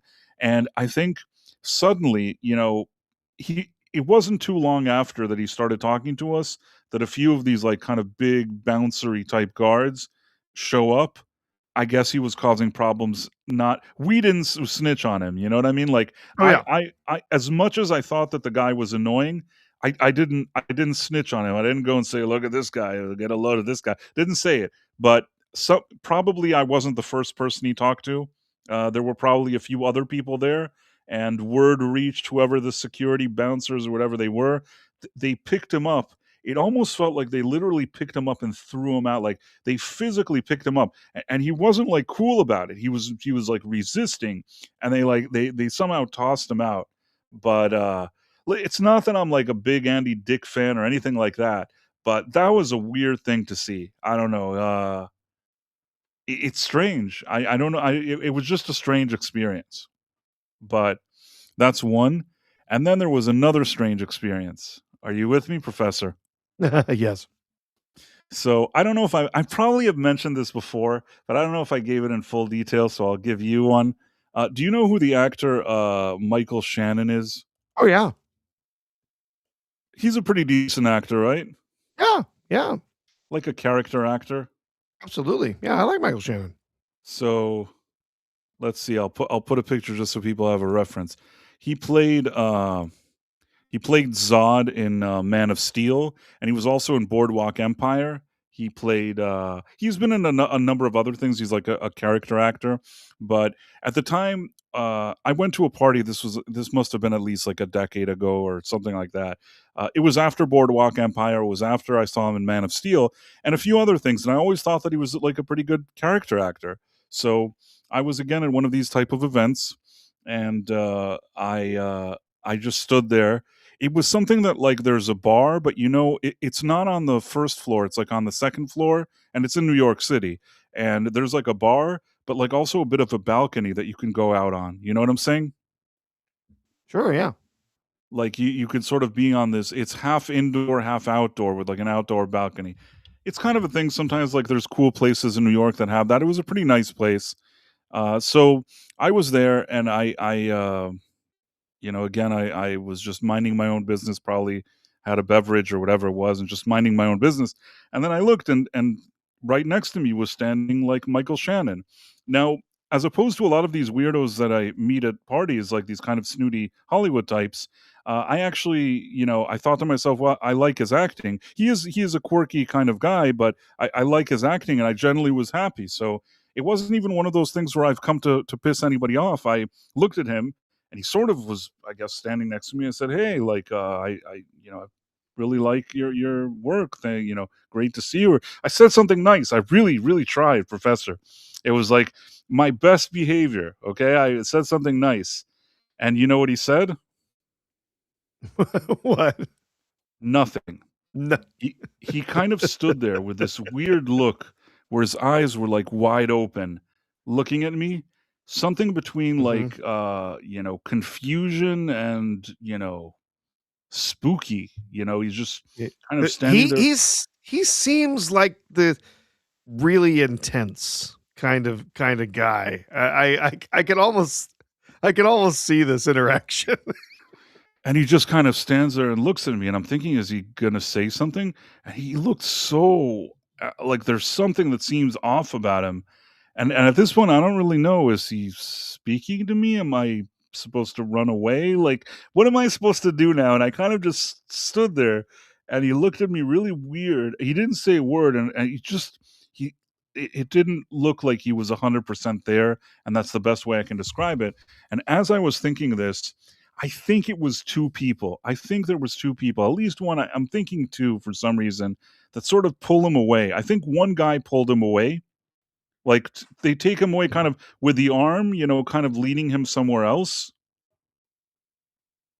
Are you with me, Oh, professor? okay. All right. So one guy kind of grabs him by the arm and leaves him, like, he didn't respond to, like, he didn't say anything to me. He had the weird face. Somebody's sort of taking him as though, like, how they used to take, like, Joe Biden from place to place, you know what I'm trying to say? Yes. Somebody Handlers. came. Yes, handlers. Right, handlers, but in this case, like, it wasn't handler because he's super old, like, I think that, he must have. I don't know what to say here that I don't sound like a douche. Maybe he had participated in some kind of recreational activity or something like that. So the person pulls him away, and I think there was another guy. Maybe there was 2 of them, but one pulled him away, and the other one looked at me and, like, really very serious, said something like, "Michael's not feeling well," and I said, "Of course." I said something stupid. I mean, what was I gonna Sorry say? to I'm like, hear "Well, that. it sure seems that way." I mean, I don't know what I said, and then they just disappeared. It was almost like a South Park moment, it wasn't supposed to be amusing, but it kind of it was a very strange incident, that's all I'll say, and that's my interaction with Michael Shannon. He stared at you intently and Stared intense, intensely but it was, and like, and and intense. never said a word to you. Intense and confused at the same time. It was so strange. I really I couldn't recreate it if as much as I tried to explain it, I probably didn't do justice to the strange moment that it was. He Yeah. never said a word to me though. All he did was make that weird face. So, it is what it is. Uh, j- Jason Love Doctor Who in the YouTube chat says, "I call it stoned." Okay. maybe that The maybe that was it. I don't okay, know. okay. Let me tell you something, Jason Love, Doctor Who. I would say that that's possible. The only catch is that if he was like, "Yo, dude, man, this and that," I'd be like, "Okay, that qualifies," because that seems like what it is. Something more like the green Mary Jane variety. That would seem like he would be more just relaxed and just. I know what that looks like. If he was something, it was something else. If you understand, if he had participated in recreational activity, I would think that it was something more surreal of sorts, if you understand what I'm saying. Yes.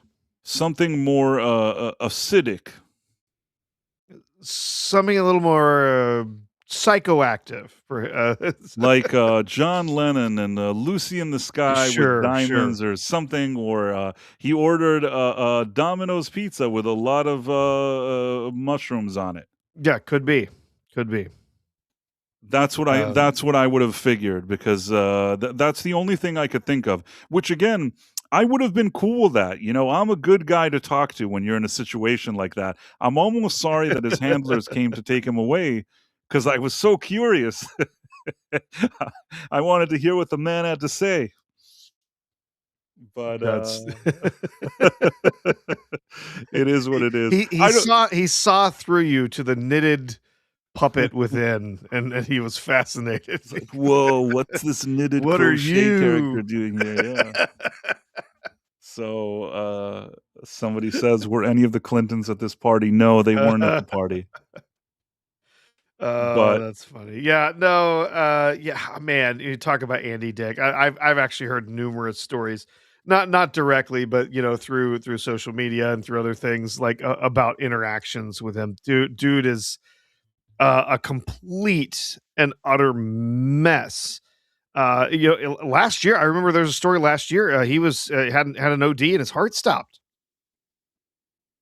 Dude, he almost died. he did? People, yeah. And so, I mean, he was taken to the hospital. He was revived. I don't know if they, what they gave him, Narcan or something like that. I don't know, but they brought him back, and then like they did all sorts of medical workups and stuff, and they found all sorts of brain damage and stuff, and they've attributed every bit of it to his extreme levels of drugs and alcohol that he's used over the years. I mean, he's an absolute mess. I think he's been in and out of rehab something like 20, 30 times. Like literally, like dozens of times. You're talking He's about been Andy Dick? yes.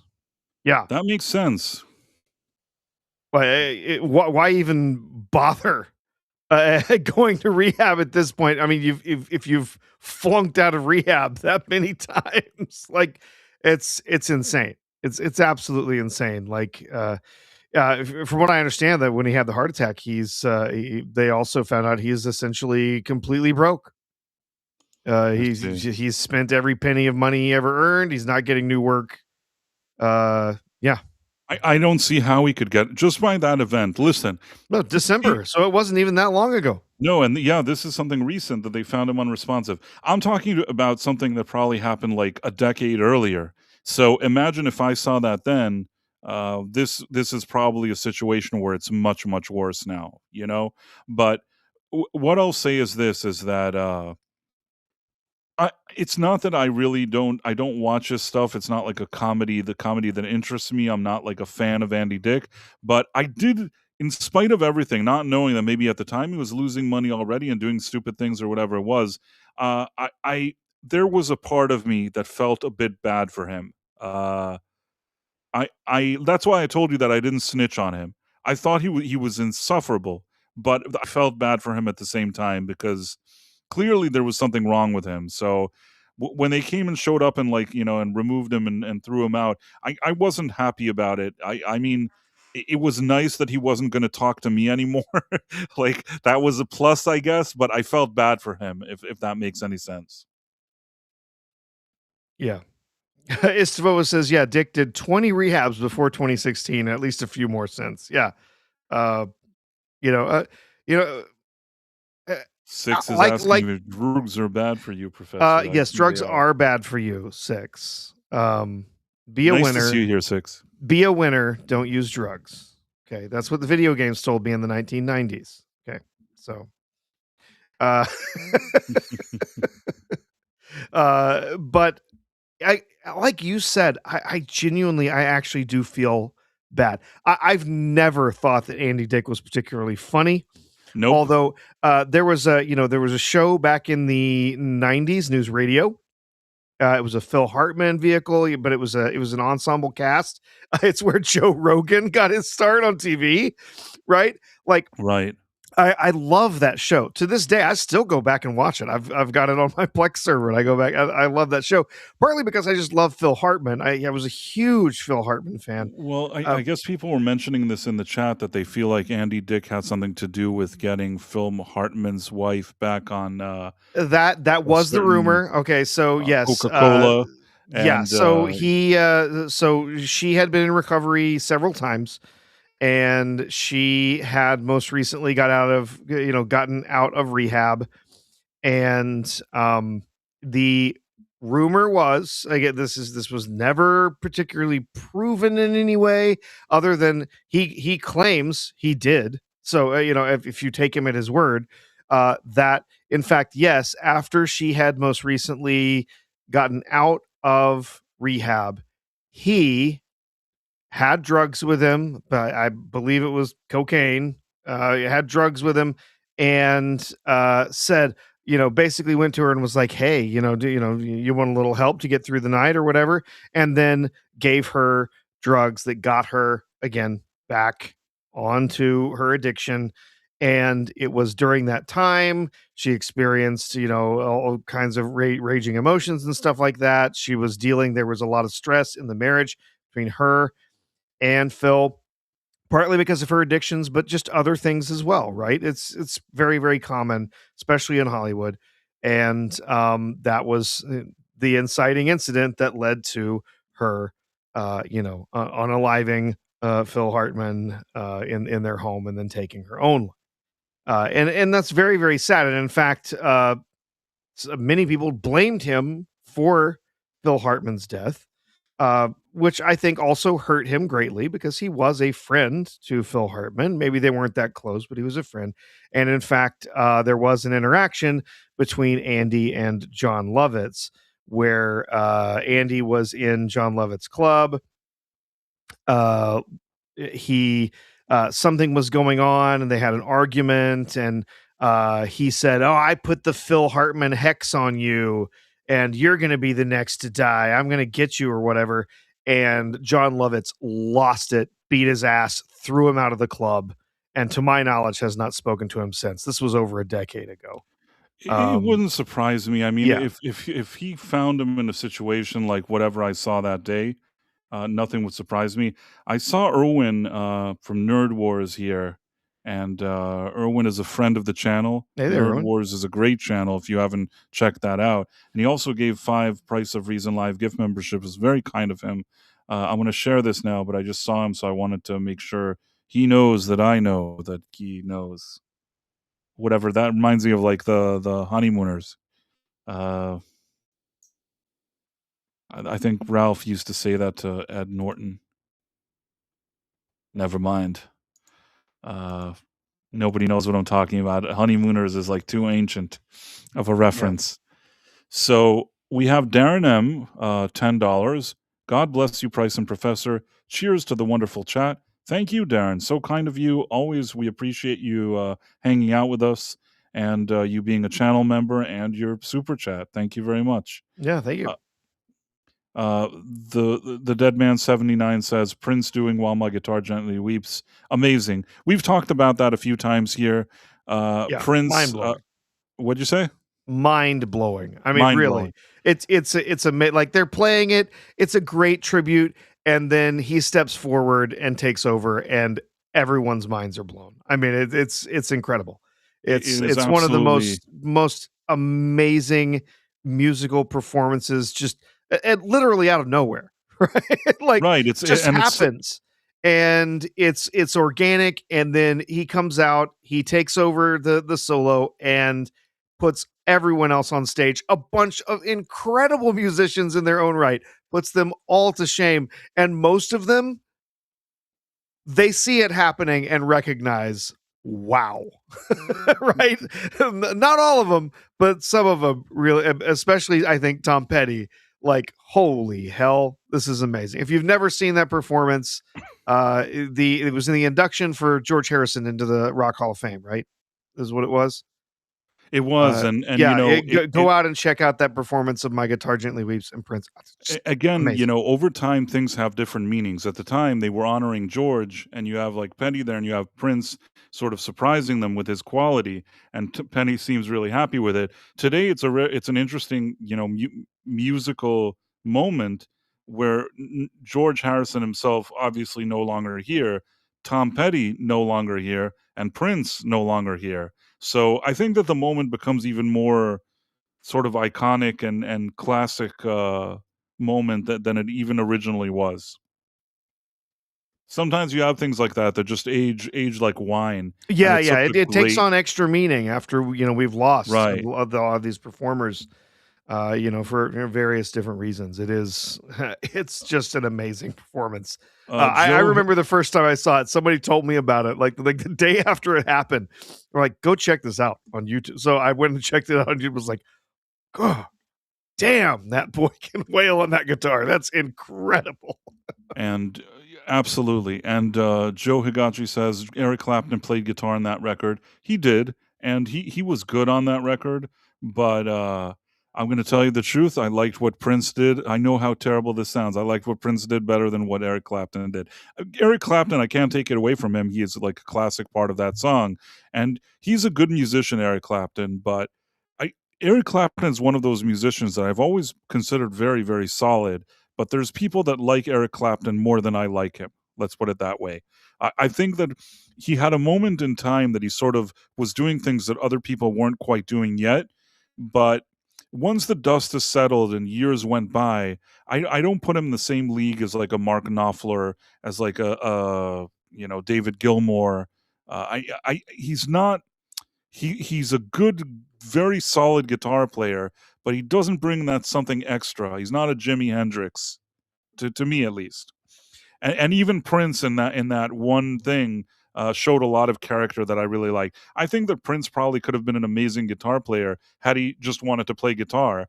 But the thing with Prince is he knew how to play every instrument, he knew how to play every style of music, and he produced his own records. And maybe he knew too much. That's why he was kind of all over the place musically. Not in a bad way, but I'm saying like it's hard to even define what his music is because there's so much of it and it's so different. Um, Final thing that I'll say is that there's a rumor that Prince was upset that year that the Rolling Stone magazine or whatever it is, they did a list of like the 100 top guitar players of all time or something like that, and he wasn't on the list. And then when he did this show, this tribute, people say that it was really important for him to show that he knows how to play the guitar because like it disappointed him that the industry didn't realize that he amongst all the instruments that he played, he was also really good at guitar and they weren't aware of it. So in his mind, apparently, this was very important to him. That's the legend. Legend has it. Uh, Istophobos says he used to bring in Eric Clapton, Cream, Blind Faith. He got soft. Listen, it's not bad. I'm not saying like he's not a bum, Eric Clapton, when it comes to guitar playing. I just feel like he had a few moments that there was something that he was doing that was a little more interesting, but when it comes to longevity, it's just he's solid, but he's not like he doesn't have that additional wow thing for me that really grabs me. Like he probably has technique that's better than David Gilmour when it comes to speed, but David Gilmour with every stretch of a string, like with every note that he plays, I feel like he brings like his emotions to the table, whereas Eric Clapton just does everything very clinical. I don't know. That's just my opinion. People are probably going to get upset, but that's what I think. Next, we have Dutch Gradient, also friend of the channel, sent 10 Price of Reason Live gift memberships. Thank you so much, Very Dutch. kind. Very, very kind. We always appreciate this type of support. We don't, we don't bother people, and we don't try to I always say I don't want to do the PBS thing. Like we don't want to bother people with it, but when they do it, it means a whole lot to us. So thank you so Mhm. much, Dutch. It's a very, very nice gift. And I'm sure the people that got the memberships are also I can only hope that they're pleased. They should be pleased because those who got the memberships can now post "Sorry, Sean" emojis in the chat when they feel Is the it's focus of the necessary. Clapson's genius has always been in his songwriting. You know, it's not that his songs like I like Layla, maybe Wonderful Tonight or whatever. There's a few songs that I like, but honestly, I don't have a million songs of Clapton that I love. I think that if I gave him some credit, is that I think in the '90s he really put that whole unplugged idea on the map. When he did an unplugged, that was actually really successful, and it opened the door for a lot of other bands to do unplugged. I'll give him that. And I also thought his unplugged was pretty good. But again, with all of that being said, solid guitar player, not a bum, but not I still wouldn't put him in like the highest tier. Personally, just my opinion. Sure, sure. Then we have the Dead Man who says R2 Ian often a function alcoholic. I am often. Yeah, Ian, I don't even know. I hope you don't I judge me too bad. Oh, he's saying that he's a functioning alcoholic and he hopes you don't judge him too bad. Well, we don't judge anybody here, you yeah. know? If you're being genuine and you are actually saying yes, you are a functional alcoholic, all I can wish for you, dead man, is that you find some help, and that you do find a way to to not abuse alcohol on a regular basis. Genuinely, I think there's a lot better things in life. So I'm not judging you, man. I love you. I appreciate your support on this channel. I love that you're doing your Star Trek reviews over there. Try to go give you a thumbs up and give a watch whenever I have a chance. And so, Deadman, I do appreciate you and I care for you, and I want the best for you, man. Then we have Nerd Wars 222, but from the channel Nerd Wars. Erwin sent 5 Price of Reason Live gift memberships. Very, very kind of you. It's very nice of you. Like I said, I do streams with Erwin when I can. He invites me from time to time to that Thursday that he does on his channel at 3 p.m. Eastern. And when I can, I try to make it out there because it's a fun stream. He's certainly a character if you're not familiar with him. I mean that in a good way. Then let's see. Where were we? What were we talking about? Oh man, we've been all over the place. Sagacious X says definitely better things in life, like Diet Coke. Okay, if you say so. Sagacious What was on Six. our docket? What else do we what else do we have Uh, here? J.J. I Abrams. prefer Coke Zero. Just gonna say. J.J. Uh, Abrams is exposed. oh God, J.J. Abrams and his failing company where he has to lay people off. You know what? There I don't wanna gloat, okay? I don't wanna be like a No, no, no. I gloater. mean, I feel bad for people losing their jobs. Clearly, I mean that's not good. But at the same time, like, I mean, he is the Hamburglar of Hollywood, as you have He so is the Hamburger aptly of named Hollywood, and him. they all found out. You know what's good is that you could go back years in my videos, and I'm just like, "He's the Hamburger of Hollywood, the Hamburger of Hollywood," and then I see this article, and there's something kind of relaxing about it. I don't like people losing their jobs, but personally, like, the way that they present him in a negative light is something that I rather liked. Let me see if I can find this article here. This was from today. I don't know why, like I don't think people losing their jobs, but, like, the headline itself and having, like, the Hollywood Reporter admit this, it does feel like they're a little I don't know if to say vindicated or whatever you wanna call it, but this is what people in the know like us have been saying for years, that, you know, and again, when the $250 with Warner deal didn't go, there were problems with it. I was making fun of this a really long time ago, Mhm. and, yeah, I'm just, I'm pleased with myself. I don't know. It really is an interesting story to read. Do we want to bring up some of the details from the story or Sure, I guess yeah. so, so, I mean, it's like, oh, they basically say that it's like it's not something that happened suddenly, that, you know, it happened over time. They had, like, facilities there, but nobody was using them, and Yeah, then that they had facilities in Santa Monica with office space, a creative office space, and so on. And basically, they're saying they haven't had anything of note in a while, and other movies weren't using those facilities. So yeah, they had to start getting rid of some of that, and that also, meant some other downsizing as well. So it goes back calling him a prolific hit maker, right? right. From the 90 late 90s and early 2000s, but a lot of those things have not been looked on very fondly, to be quite honest. A lot of them kind of fell apart later in the series, like Lost, for instance. A lot of people fell off of Lost and Westworld walked too, away by from the it. way, which, by the way, I think he Westworld had as well. the least Oh, to do with the world. But the Westworld fell off a cliff, Lost fell off a cliff, Star Trek, like, you know, fell off a cliff and wasn't very good to begin with. Star Wars again fell off a cliff. Rise of Skywalker. I will say this is that somehow there is some kind of poetic justice that Rise of Skywalker is the thing that since then he hasn't been able to recover. And man, it's been some years since then. And also, I've told this story here on this channel before. I'm not sure you were there on the day that I told it. I think maybe Ista was here. Were you here when I talked about J.J. Abrams? uh, well, I think you talked about it a few times. I'm not sure which story had. So basically, some years ago, this had to do. I actually shared probably more than I should have, but what happened was is that Colin Trevorrow was supposed to direct the movie that ended up being The Rise of Skywalker. Do you Yeah, remember yeah, that? Duel of the Fates was Now, the original script he was gonna make. As somebody that works with talent, and again, I want to clarify, this wasn't that, like, you know, I was representing Leonardo DiCaprio here or anything like that.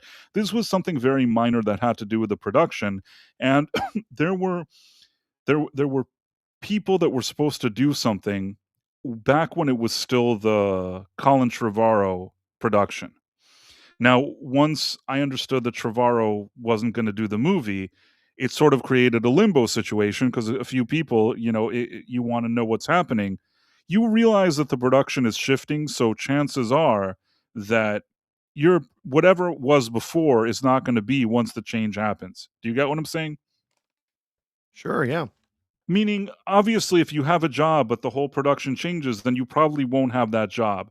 But for me, though, I wanted to be fair and at least do my best to explain why maybe this would be good for the new production.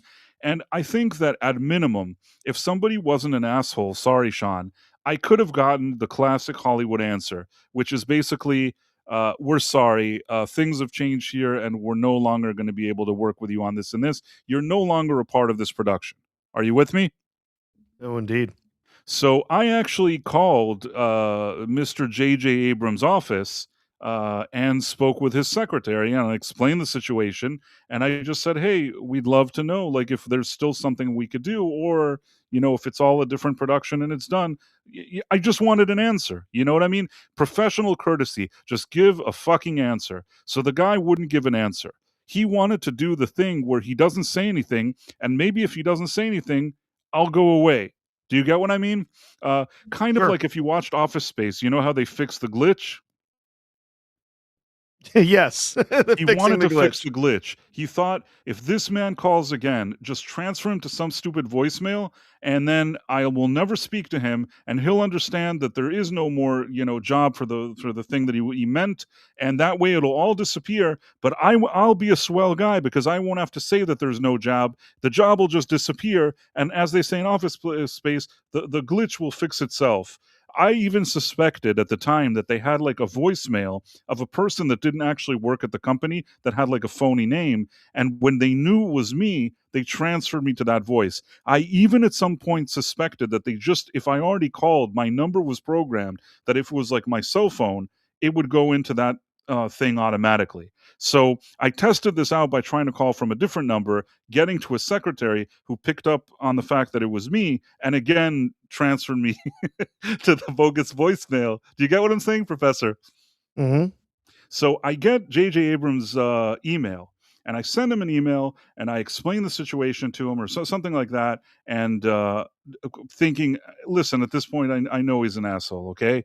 But I explained something in an email. I just wanted this asshole to say that there's no more job.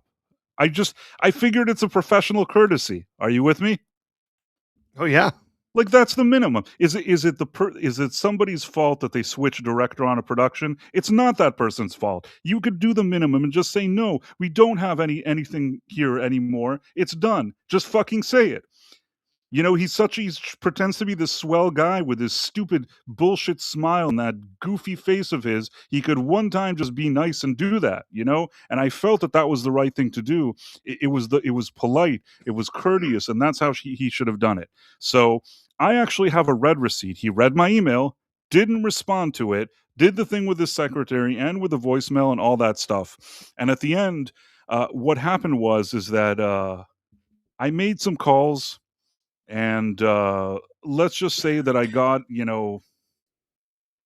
got some people involved, and at the end of the day, he had to say that there's no job. There you go. Are you with me? Mhm. He didn't say it himself. He sent somebody to call me and tell me that there was no job, but I forced his hand to do it.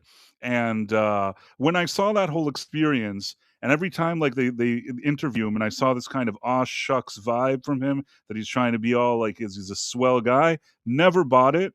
And I listen, if I loved his movies, I would say, well, he's an asshole, but at least I love his movies. But he doesn't even have that going for him. Like, I think his movies suck and he sucks too.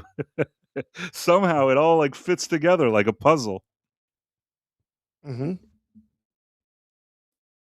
That's all these different things just coming together. We can Well, it's a strange story, isn't it? Yeah. Yeah.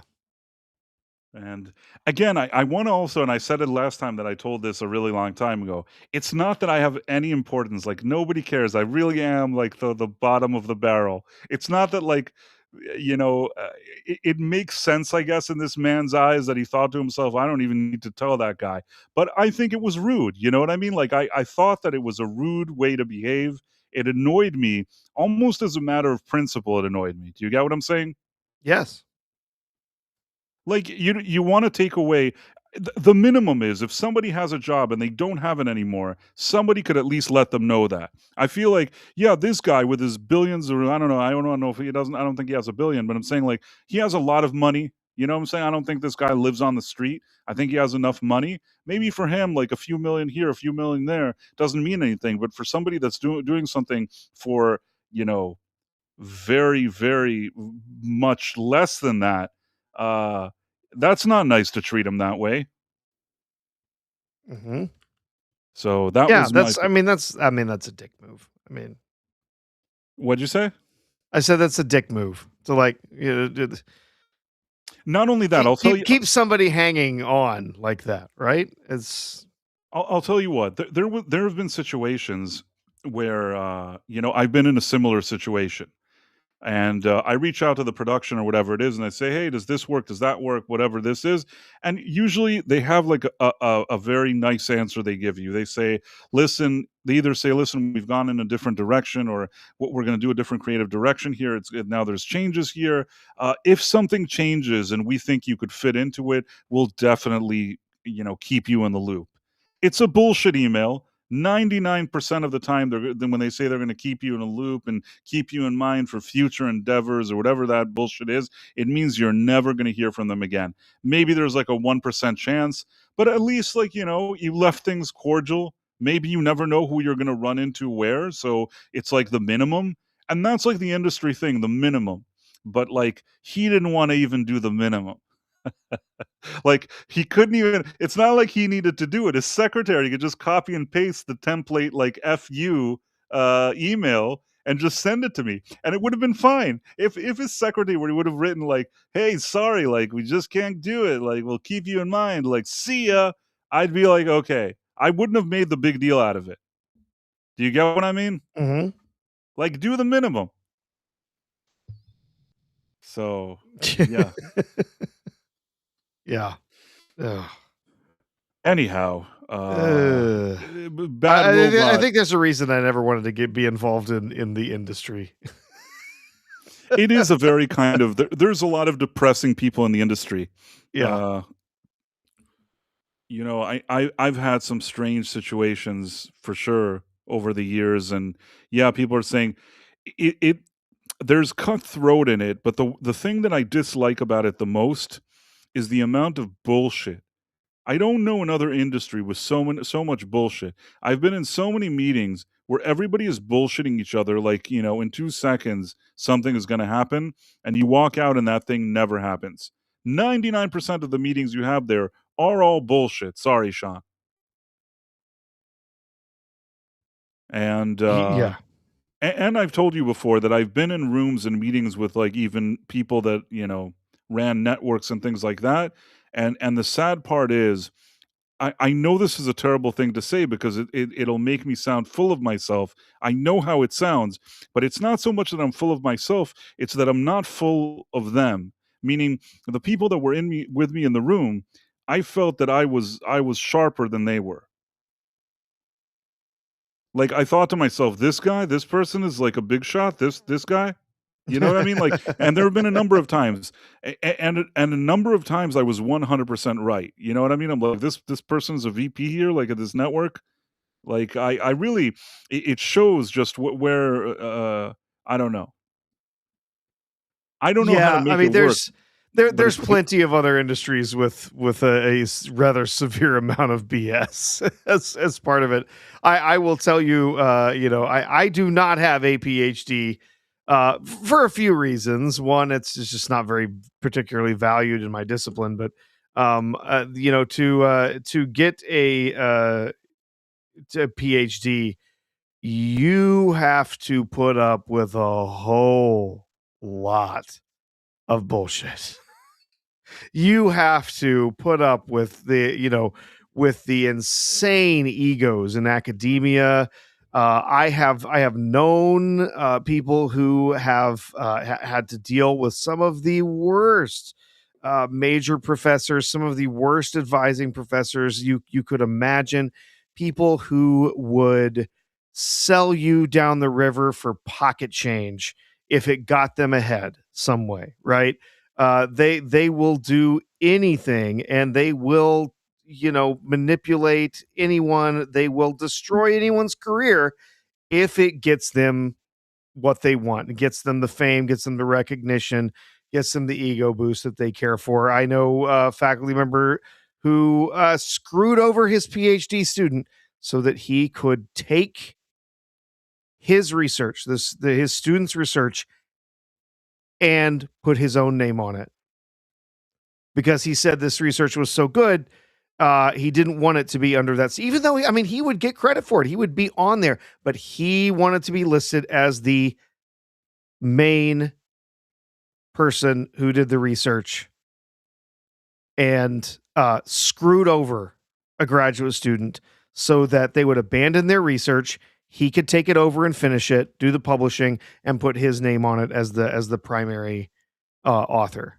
This stuff is twisted, man, and it happens all the time. It is not just in cutthroat industries like show business, but I can imagine how bad it is in the because there you're talking about huge amounts of money, massive egos. Right, but you sit in a meeting, okay, Yeah, you sit in a meeting that you wanna pitch a show or a project or something like that. Most of them, you show it, and the people sitting there, they give you a feeling like it's so great, and they love it, and it's so great, and they love it. And then, like, you walk out, and most of the time, nothing happens. So many meetings, and it's not only been that, sometimes with production companies, every meeting, everybody is super pumped and loves everything, and nothing fucking happens. And in some cases, maybe something's not good. And I think there's also the situation of even if they don't want it, they don't want to be mean about it because maybe somebody else will want it. You know what I mean? Like there's all this weird, stupid shit that I think is so dumb and counterproductive. I saw this kind of stuff, and I honestly said, if I ran this production company or this network or whatever it is, I would do better. I would do, especially the networks. The networks were the worst for me. Um, there were a few situations where I'm sitting with some kind of executive that's all full of themselves, and then I look and that same executive green lights a bunch of shows that are all lose a ton of money and are shit. You know what I mean? Like I don't know why they even have that job. yeah. And like I said, that kind of slippery, douchey, maneuvery thing, it's so slippery. Like, probably there's a lot of businesses out there that there's a lot of slippery maneuvers. You'd be surprised how much slippery maneuvering there is in Hollywood. It is, and something about that brand of slipperiness annoys me especially. People that are like just so hollow and hypocritical and inauthentic, I guess what I'm saying is, I always prefer that people level with me. If I have a meeting and you don't like what I'm offering or you don't think it's a good idea, say, "I don't think it's a good idea. I don't think so because A, B, C, D." If you do that, I'll have a lot of respect for you. To pretend that you like it only to pretend to then, like, wink, wink, and be all douchey and all slippery and then wait months until you answer and you don't answer and you're this and you're that. I hate all this wishy-washiness, you know? Say what you want, be honest, just say it. I don't need any bullshit. Oh, absolutely. Yeah. Who needs that, right? Like, just say what you mean what you say. Let's There is move something a on. bit sleazy. It's like sleazy and slippery at the same time. That's what Caleb Levine was saying. So yeah, it's annoying. Sleazy. So No, doesn't basically, work. J.J. Abrams here, it explains that this $250 million deal with Media didn't go very well. He had two things that lasted only a season. I don't even remember what they were, and other shows that didn't get picked up. And then he had that Demimond or whatever it is. He wanted to do this big thing since Alias. He wanted a huge budget and all this stuff. And I think that at the time, Warner Brothers, I think that Zaslav had arrived and is like, I'm not spending money on that. And he just tossed it away. Yeah, And then, just like, I nuked it. guess Yeah. he was supposed to do that thing with like a black Superman or something. I don't know what. I think that they got rid of him and then they gave it to James Gunn and Peter Safran, who were not much better, but uh, it's a different story. In any case, specifically, uh, I can sum up because they're speaking in very nice Hollywood speak here and try to still say how great he is. Oh, I'll that's I always in these trades. They still have to kiss ass. They can't really like say what they actually mean. They can't really talk about how bad this actually is. They always have to try and spin it, right? right, but I will say this, that, they can try to spin what they want, but I will still say that Rise of Skywalker is where, like, the big trouble started. Like, in a way, Oh, no question. he's never recovered from Rise of Skywalker if you think about it. Oh, no, I don't think he has. I'm not sure that he will, frankly. I'm not sure that he'll be able to reinvent himself. He's going to have a string of hits to rehabilitate, his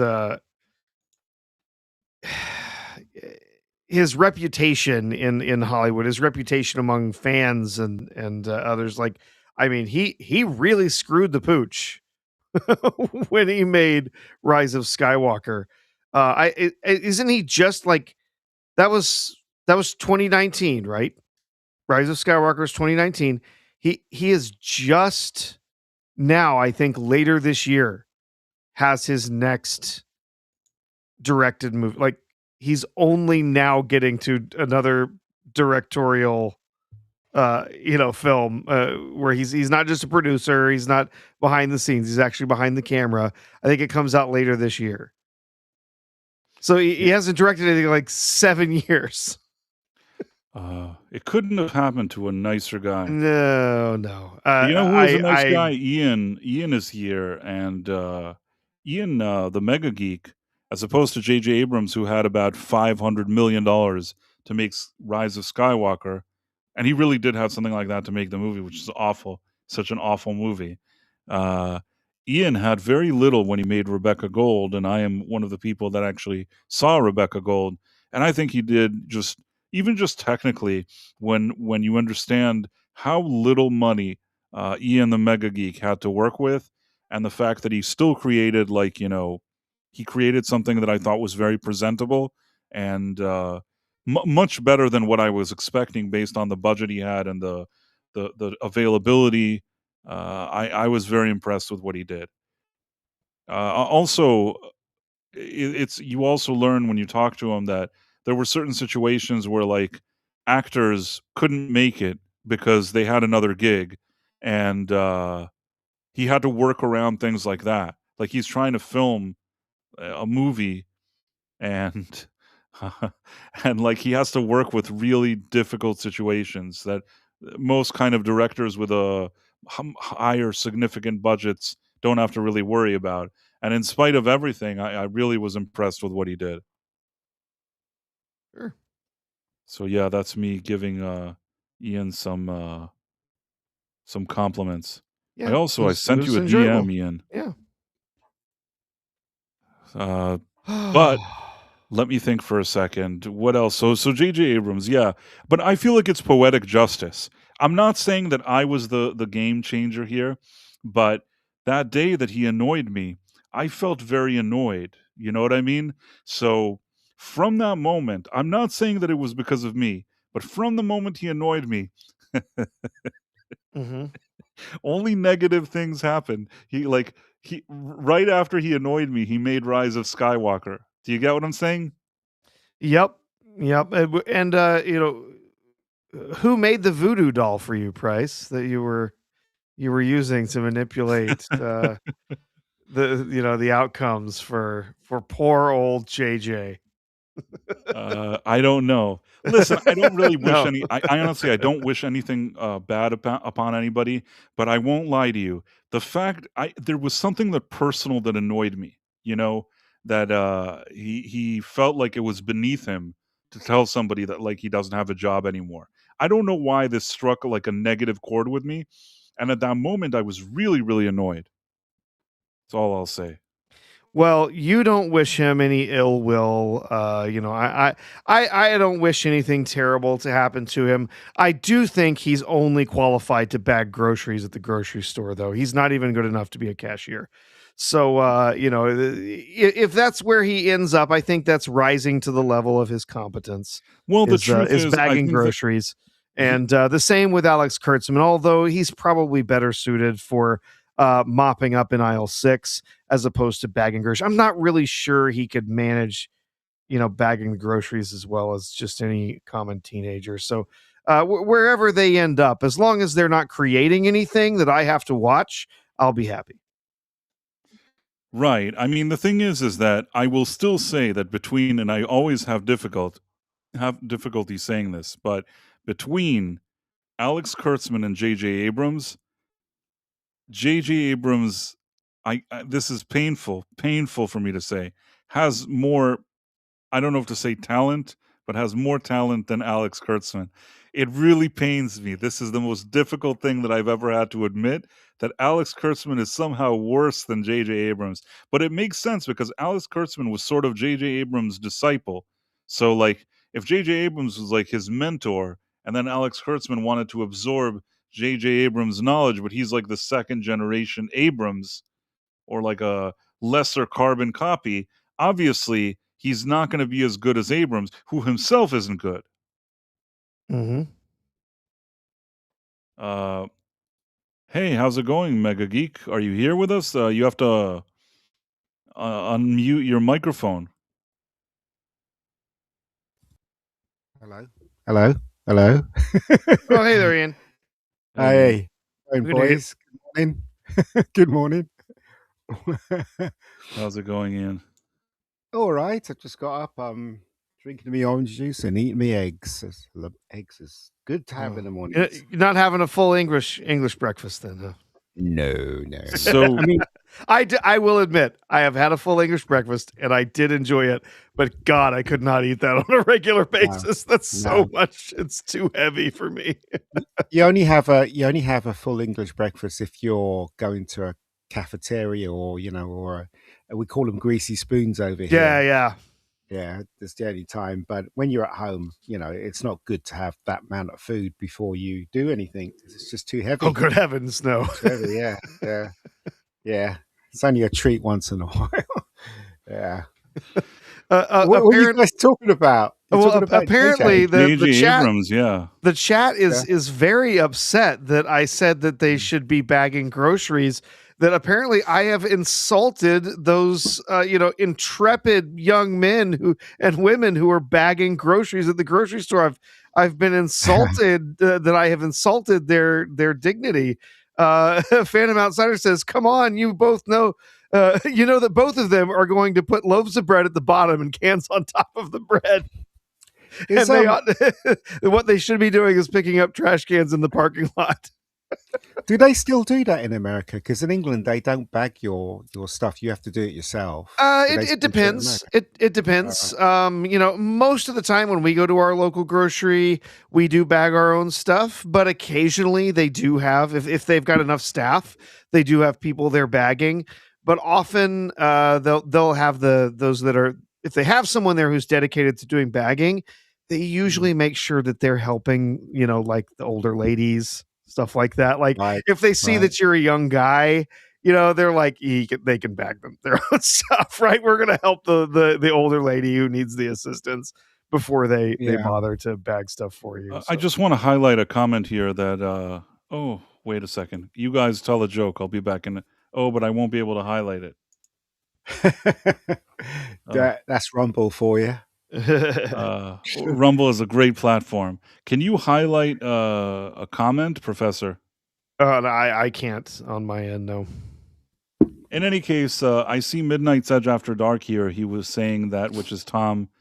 He was saying that it's like comparing a dry turd to a fresh one when it comes to Kurtzman and J.J. Abrams, and I agree with him. And nice to see you, Tom. It's been a while. But yeah, I just wanted to highlight it. I couldn't do it, but I'm going to leave and come back now, and then maybe I'll be able to highlight comments. Yeah. Hop out and we'll come right back. Yep. Yeah. I mean, JJ's he's such an idiot, isn't he? He had the whole of everything in his hands, and now he's just destroyed it all, isn't he? Really?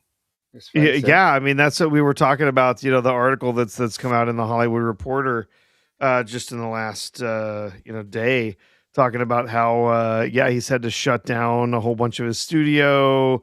He's selling off some stuff. People are being laid off, and how this was sort of the pride of his empire that he was building with Bad Robot, that they had these huge offices with all these theaters and this big complex where they had one building, then they had two buildings, and they had three buildings, and they kept expanding and growing, and they had his huge deal that he signed with Warner Media in 2019. And then since then, one show after another has, he had a couple that got picked up, like Lovecraft Country, that just got a season and then were thrown out. We had others. He was working on a series called Dimimonde. Dimimonde. Six says at least the fresh ones are warm. It's a shame, really, because I know everybody's going to hate me here. He does have talent, in my opinion. I mean, maybe not talent as a director, but talent as a businessman to actually get all those gigs. He swindled a lot of people. Well, that's a businessman, isn't it? These days, isn't it? Swindling people. But I mean, I don't know. When he first started, because he was a prodigy of Spielberg. When he first started, I thought, this guy's got promise. I liked what he did with Mission Impossible. Was it 3? I thought he did a good job on that one. And I liked Super 8. It wasn't great, but it was passable.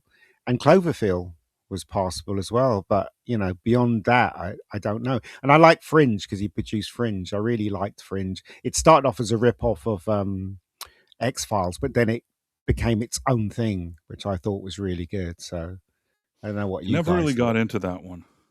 Fringe is really good. The best thing about Fringe is that the first season starts off like the X-Files, and then the second season is completely different to the first season, and then the second season and the third season is completely different. They actually swap the narrative when they come. I just give an example, right? I'm not just a bit of a spoiler. One of the main characters, right? So basically, you've got two universes, and one of the main characters has to go into this machine so he can close the gap between the two universes, okay? And will create peace. So he has to sacrifice himself. So that's what he does at the end of season, I think it's season 3 or season 2.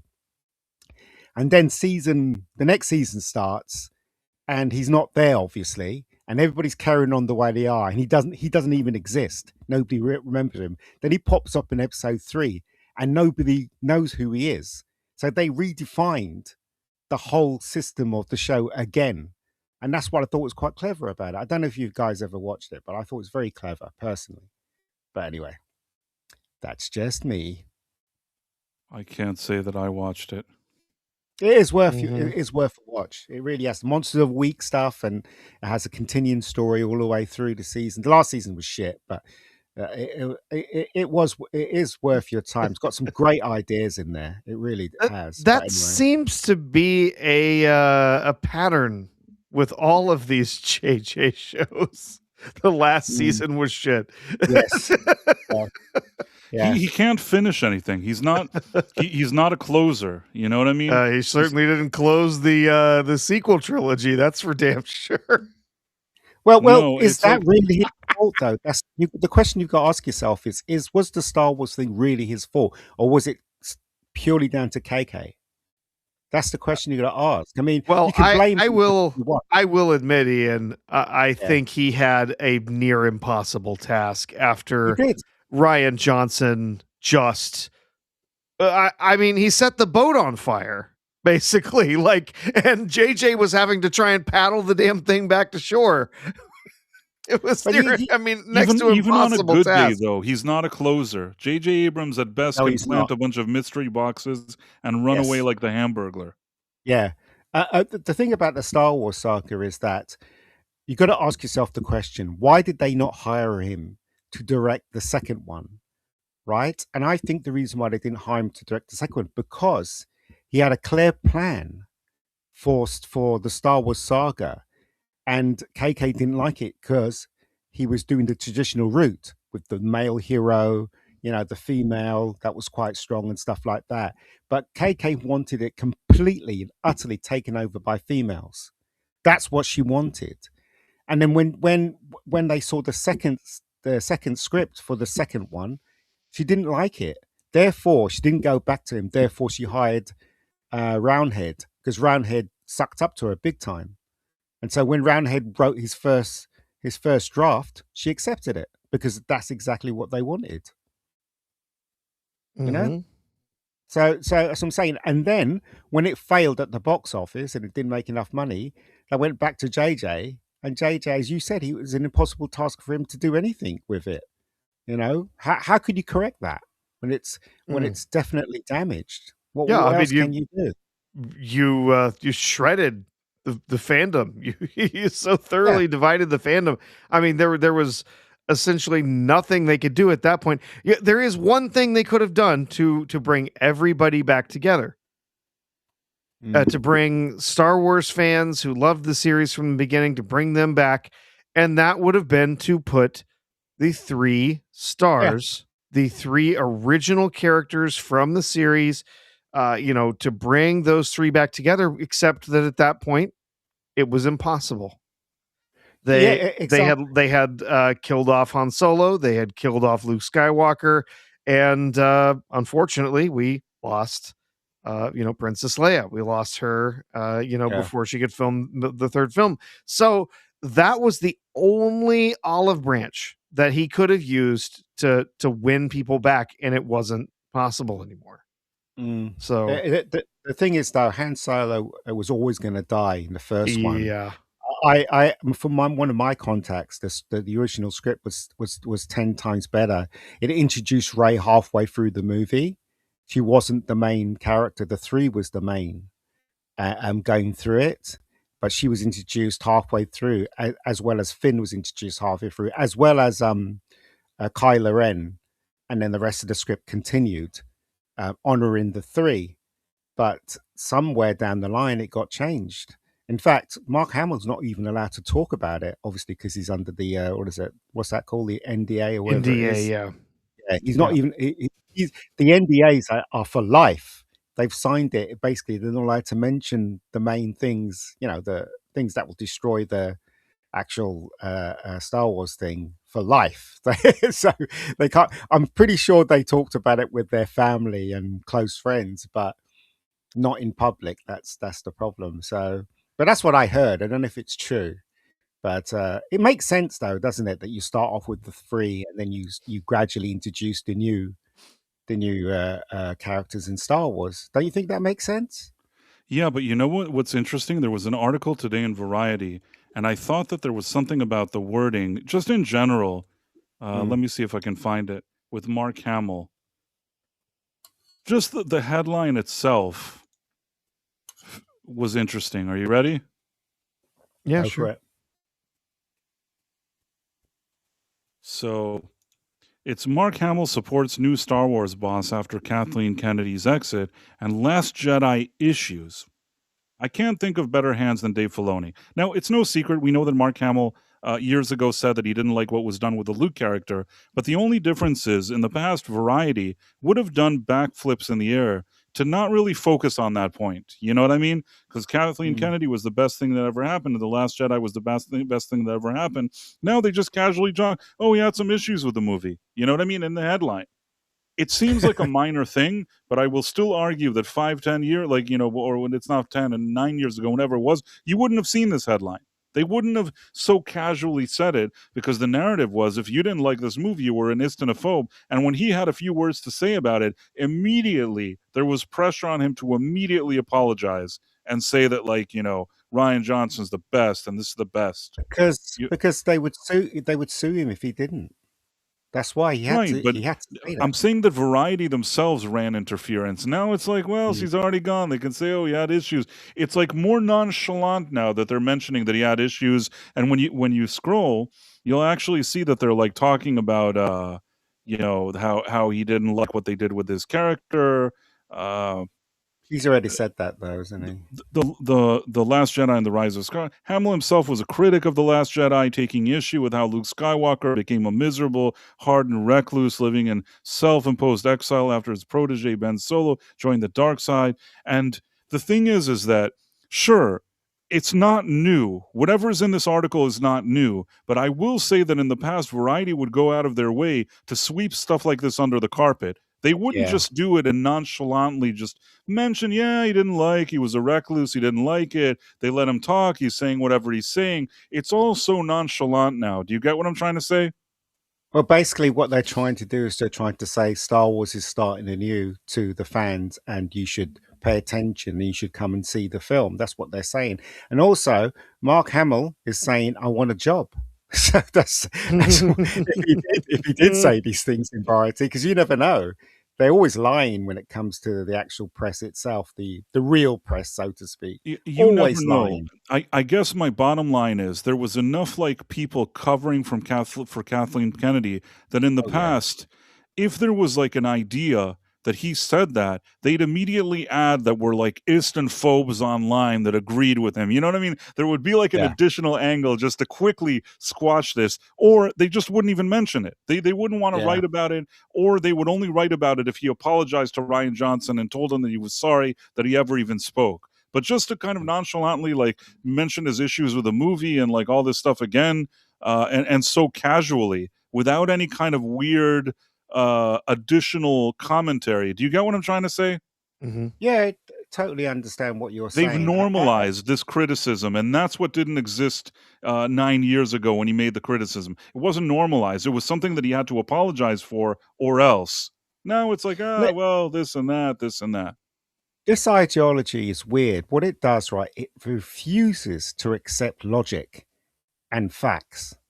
It really does.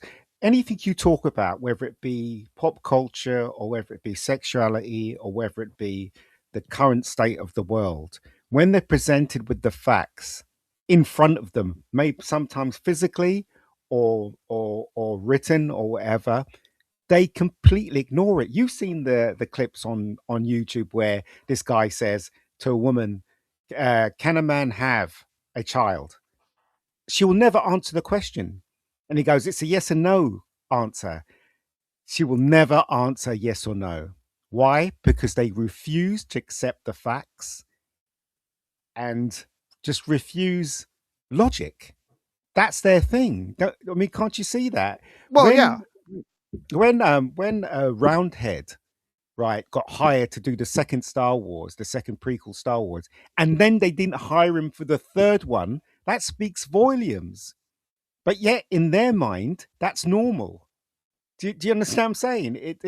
That's their problem. They don't want to accept the facts. They don't want to accept logic. So there you go. If they were to accept those things, it would destroy their worldview. Yeah. So they literally they can't.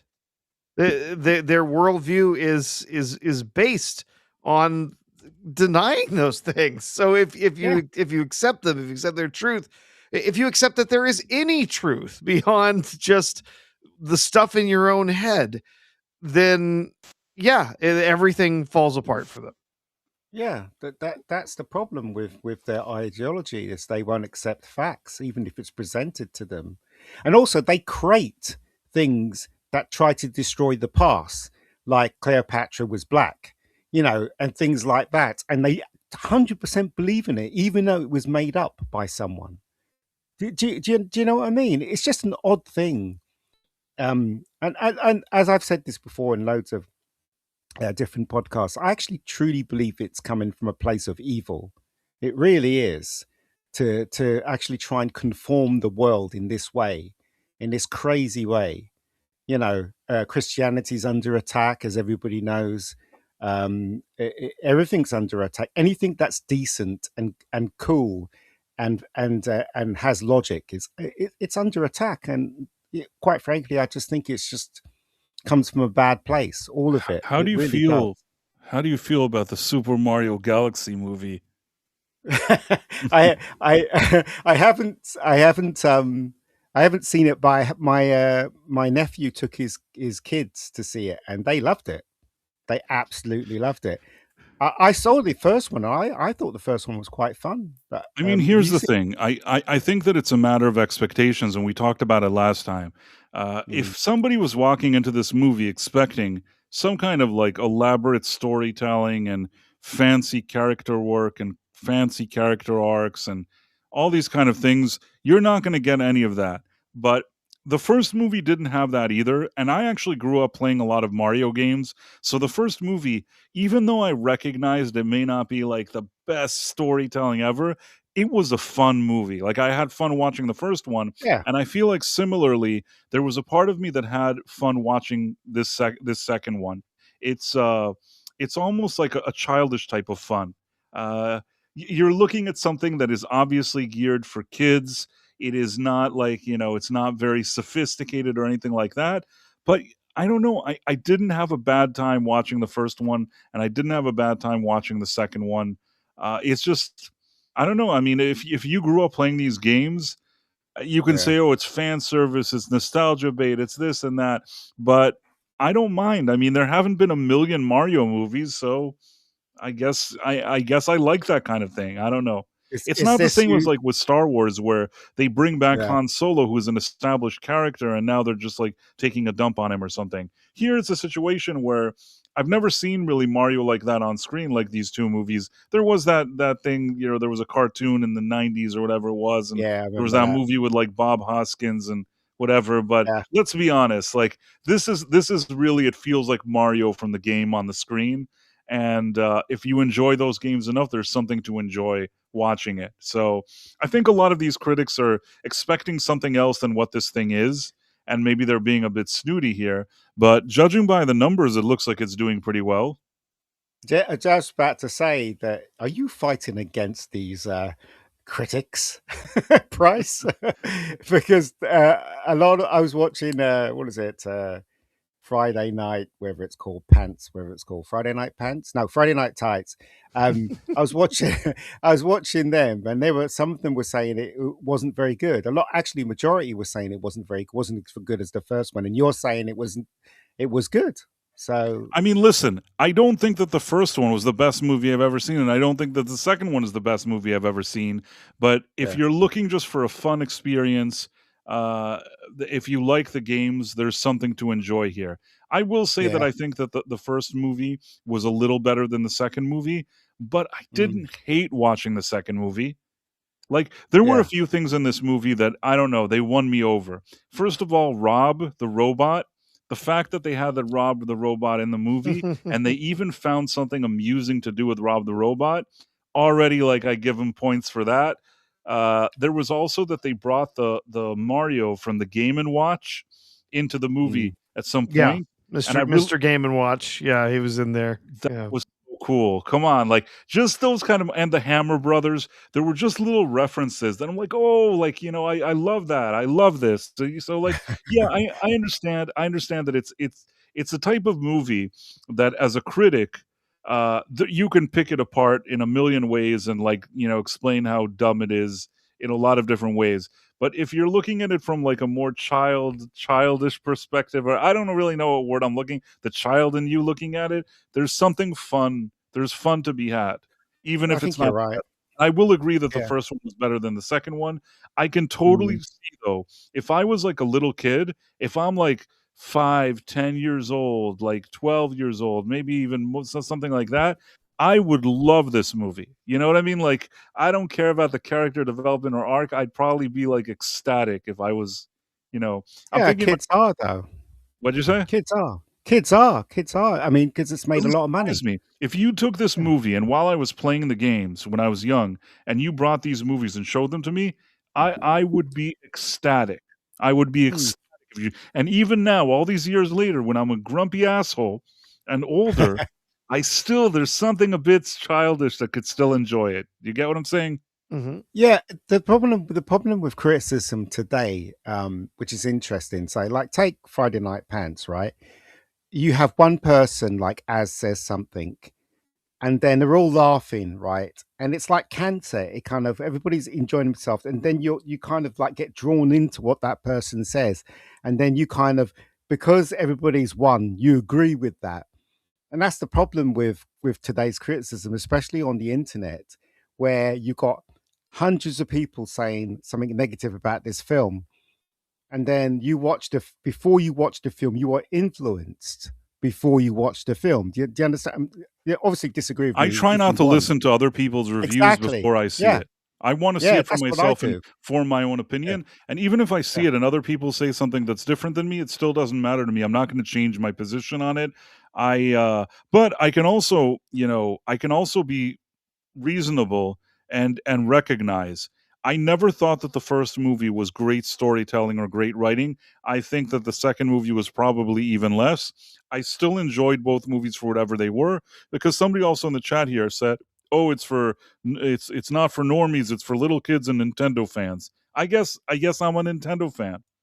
Argendum It's for said, "I heard someone everyone. describe the movie as being for kids and Nintendo fans, not normies." You know what? It's fine. I grew up playing Nintendo. I was a huge Nintendo fan growing up.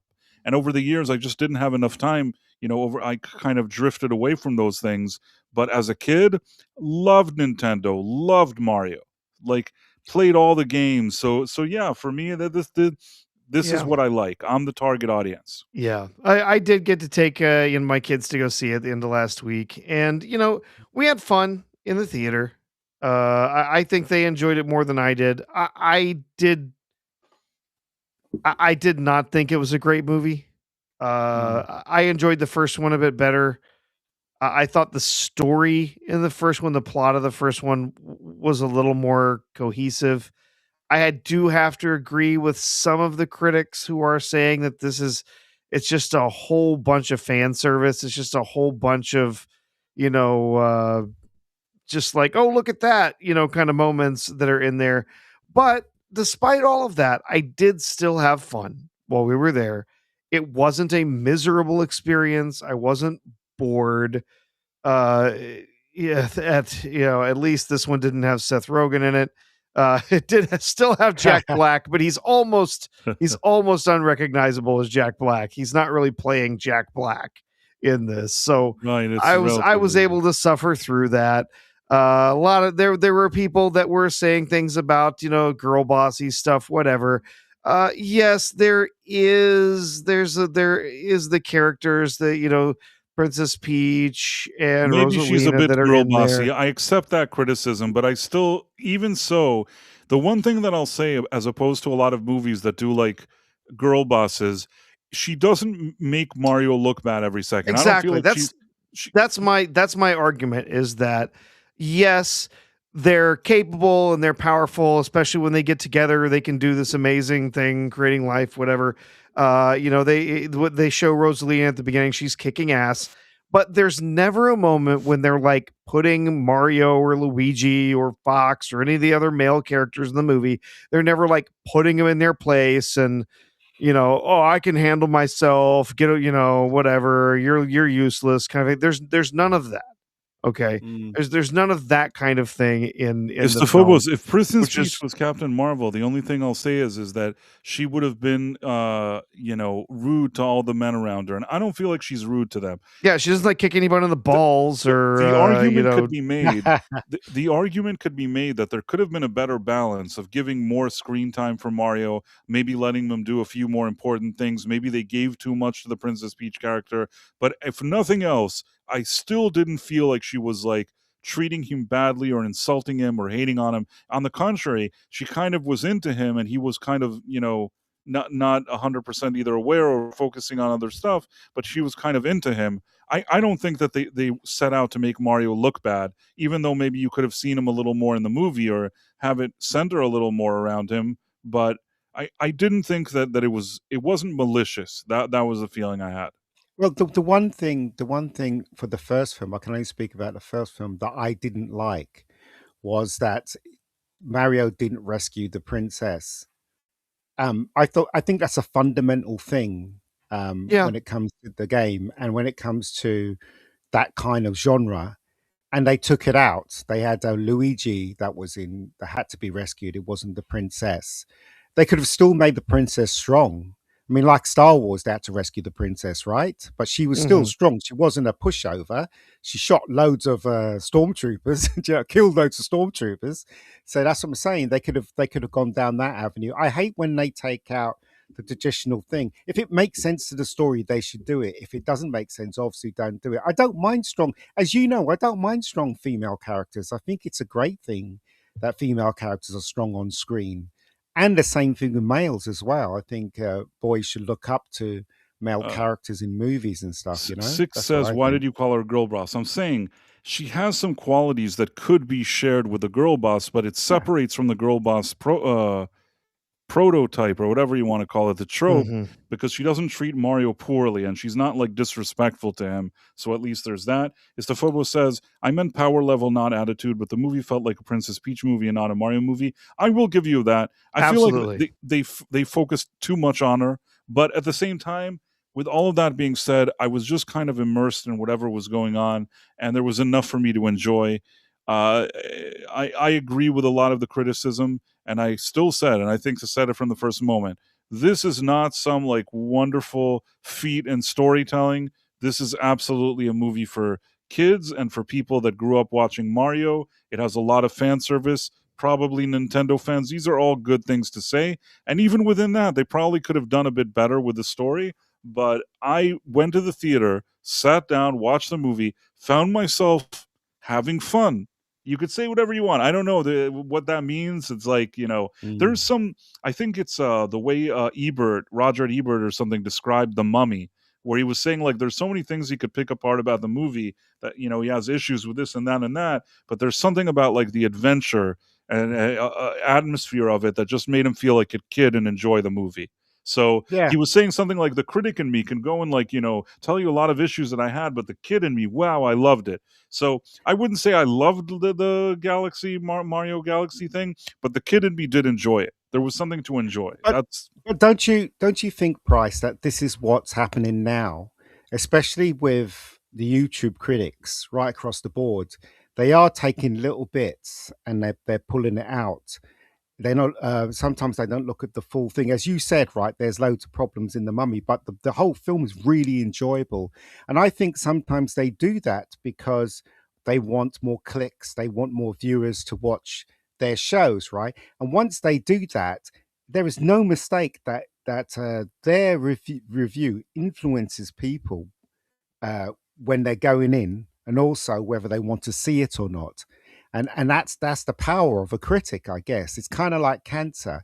But as you said before, I try not to listen to most of them and go to see the film. That's why when I went to see Project Hail Mary, I came out with that review. It was all right.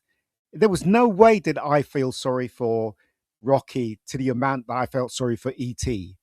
Do you understand what I'm saying? It wasn't on that level. Yet when you hear people talk about it, they were like, I cried and all that. Like, for me, it wasn't that level at all. It was enjoyable, but it wasn't at that level. But the way people are talking, and I think it's due to a lot of people that reviewed the film saying it's brilliant, and it influences them before they go into the cinema.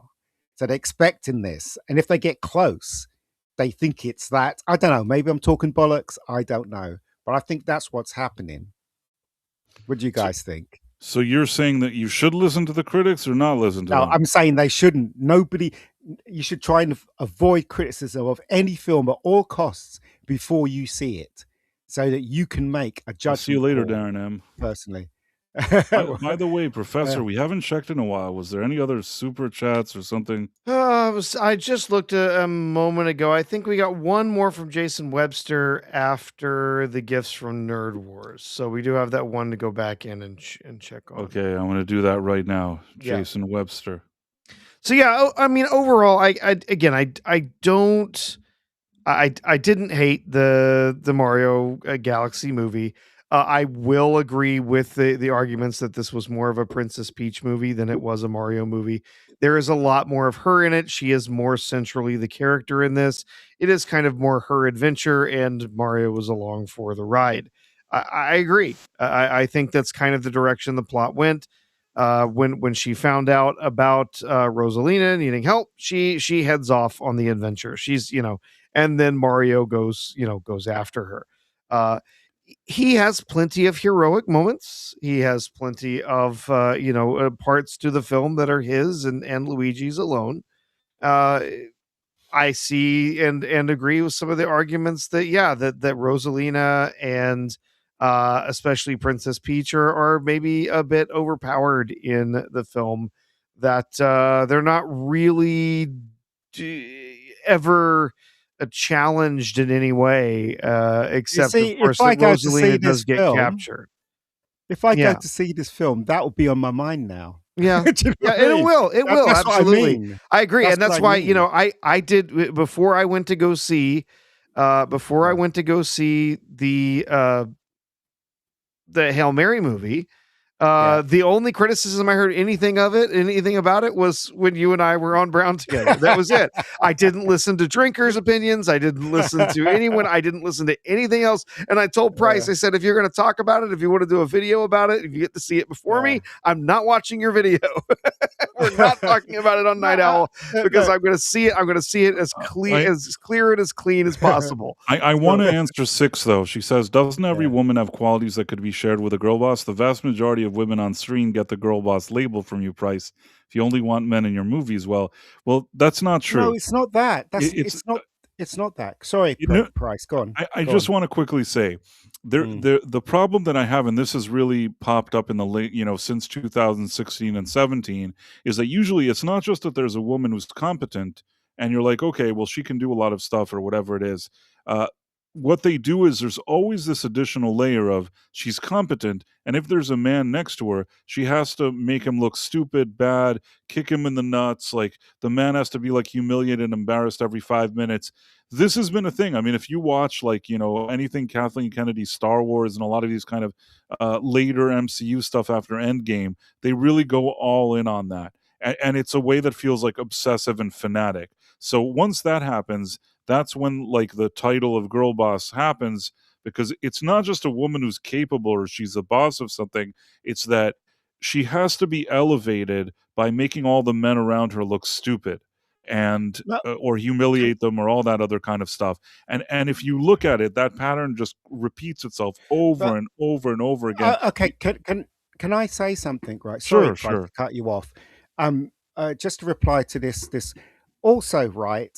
Now they've been subtle about it. Now they don't slag off men or make men look stupid. What they do is they gradually take over the mental of the person you should be focusing on in the film. It's like having a Rocky film and suddenly the film is all about Adrian. If you can understand that, you can understand what Price is saying. I mean, listen, now they're doing it that way. It's still a step better than it was, because before it was about Adrian and Rocky was an idiot. Now it's about Adrian, but at least Rocky isn't humiliated. It's not much better, but it's better. Yeah, and I'd say that's why the Mario Brothers situation isn't a full girl boss, because it would only be full girl boss if Mario was put in his place every 5 minutes and Peach was kicking him in the nuts and telling him he's an idiot and he's always humiliated and with his tail between his legs. That would then be like a girl boss situation. In this case, it's like what you said, Ian. It's still a retreat from Hollywood. It's not it's not a full retreat. We want to see more retreating, but at least it's a mild retreat. We are still seeing a lot of Mary Sue's, right? We're still seeing plenty of those where you have these you've got these female characters that are perfect. They never struggle. They never have to learn anything. They never have to, they never have to go from, who they were to who they need to be. They were always the person they need to be.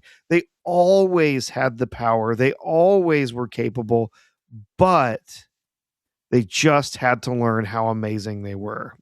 We continue to see that, right? Maybe they're not doing the insulting the men as much, but there's still plenty of this, these Mary Sue type characters where they're this female trope of they were always perfect. They just never knew how perfect they really were, and so that's really it continues to this day, and it's really irritating. It's really irritating. Not to blow my own trumpet, right? Yeah. But Rebecca is not like that at all. I went out of my way to make her, right? To make her just an ordinary person that falls and has to get up. She gets hurt a lot of time. The way I said it to the actors, I said, she's not James Bond, she's Indiana Jones. Because I remember watching Raiders Laugh for the first time and realizing how many times he got hurt, got shot in the arm, he got dragged under a truck. You know what I mean? He just kept getting hurt all the time. Yeah. Do you know what I mean? And it's not the years, it's the mileage. It's the mileage. Elizabeth Quinn says, a friend of the channel, I just want to highlight her comment. As a woman, what Price says is true. I respect my husband, godsons, and nephews. Humiliation is an understatement for what girl bosses are doing now, 100%. Yeah. I mean, even Rebecca even gets told off by her boss. That would never be seen in a Hollywood film today. Do you know what I mean? So that's what I'm saying. I think they can be treated, female characters can be treated well. And not humiliate men or not be a girl boss. You know what I mean? Everyone in life has to learn, right? They start from the beginning, they fall, they get up, they fall, they get up until they get to the destination and the thing that they want. That is life. There's no denying it, because that's exactly what happened. That's nature. But to have them start off perfect from the very beginning doesn't make any sense. Istofobo says it would have been the same movie without Mario. Peach didn't need him at all. His heroic moments were all side quests. It's all fair. Like I said, I still found a way to enjoy this movie. I am not dismissing this criticism. By the way, it reminds me, because last time we had a stream on this and we mentioned the movie, I remember the Real Headcase was saying that he felt that he felt similarly, that he didn't like that she was given such a spotlight. And I just wanted to give him a shout out, the Real Headcase. He and I spoke about it later. And I also understand his perspective. On the stream, I think there was some miscommunication, but I absolutely understand what he meant. He understood also what I meant. So just wanted to give him a shout out. And it doesn't matter. It really doesn't matter if the girl is strong in the film or the TV show or whatever. But what you have to do is you have to add a thing of logical sense in the script. Do you know what I mean? It's like, what was that stupid film that they had on Netflix? It was a Christmas film, and there was the airport, and this guy had a bomb and all that crap. And then halfway through the film, this little black woman comes along. She's meant to be in charge of everything, and she has a fight in the car. This tiny woman fighting this big guy in a car. Oh, is that the one with Egerton, that he's in a? Yes. He's something with the travel in the. He's a part of the TSA or something. Yeah, and that's what I mean. That's when they disrespect the female character as well as the male characters. What is it? That stupid Captain America film, Captain African American film, where that little tiny woman that was 3 foot that was beat up ridiculous. 6 men. It's like, how can you sit there and not question that? How could the filmmakers shoot that scene and not question the fact that she's tiny, that there's no way, one punch and she's gone? I just don't. In other words, they're doing it deliberately. Oh yeah, that's been a frequent thing in more recent Marvel films, where you've got these tiny ladies just throwing men 3 times their size, just throwing them all over the place. People, well, if you know the right martial arts, you can, no. Did I No. say this thing with Jason Webster for $5? So much suckage surrounds J.J. Abrams. His last name may as well be Hoover. Absolutely. So, but thank you for the super chat. There's this move that they always do that really pisses me off, where they're fighting and then they jump and they're suddenly on the guy's shoulders, and then they flip from that point. Yeah. Like, there's no way you could do. You want to try and do that? It's 2-foot woman. Yeah, it's absurd. Well, because it's about the weight distribution, right? I mean, if you're this little, 4 foot, skinny 90-pound woman, you jump on a man that's that big with all of that gear and everything like that, you might manage to knock him down if you came with enough force. But you're not gonna jump and spin and wrap your thighs around their neck and flip them across the room. Like, it doesn't it does not work. The physics are not there.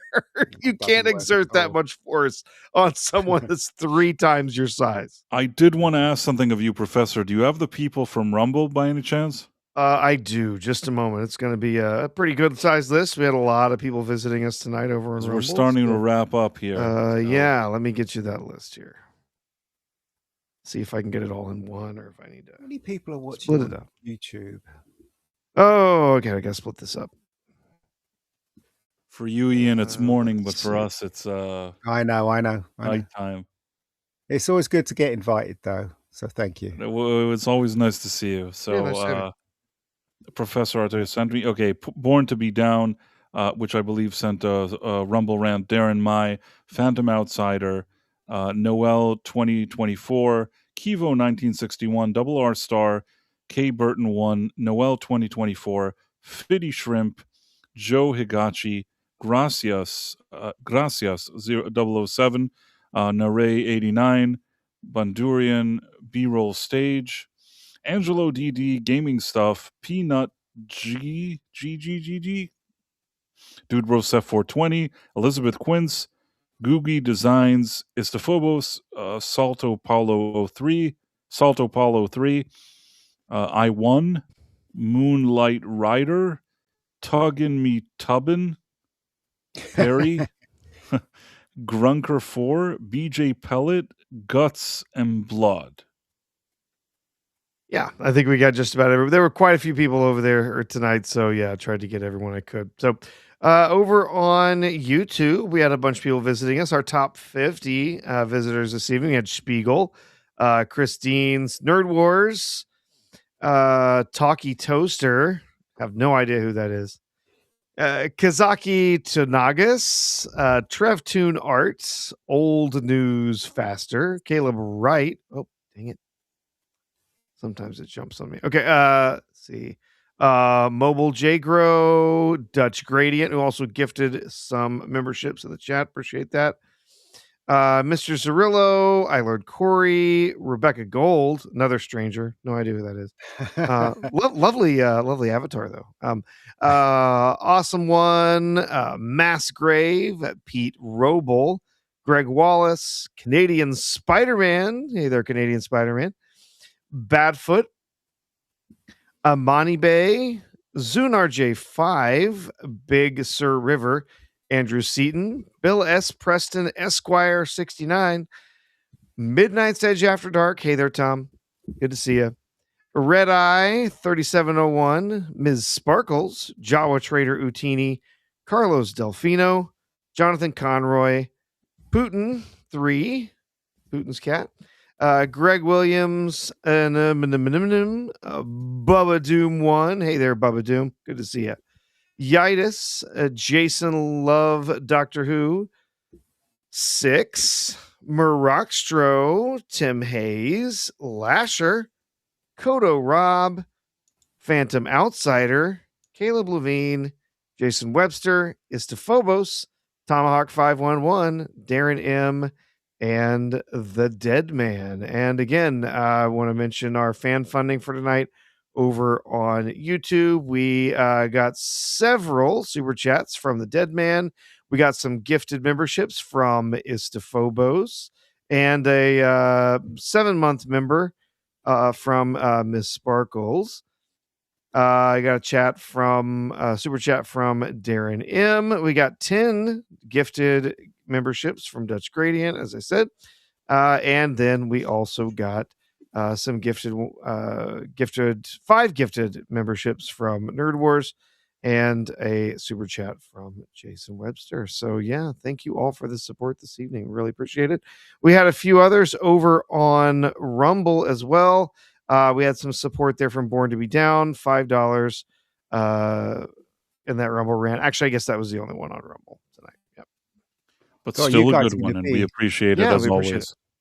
You guys are going to be in trouble if this channel really gets really popular. Then like thousands. At some point, we just have to just say thank you and then just walk away. You know what? That'll be a very, very nice day. I will find a way to make it work. We will work something out. Maybe we'll do a banner at the bottom of the screen or something, but we'll find a way to give a shout out to some people.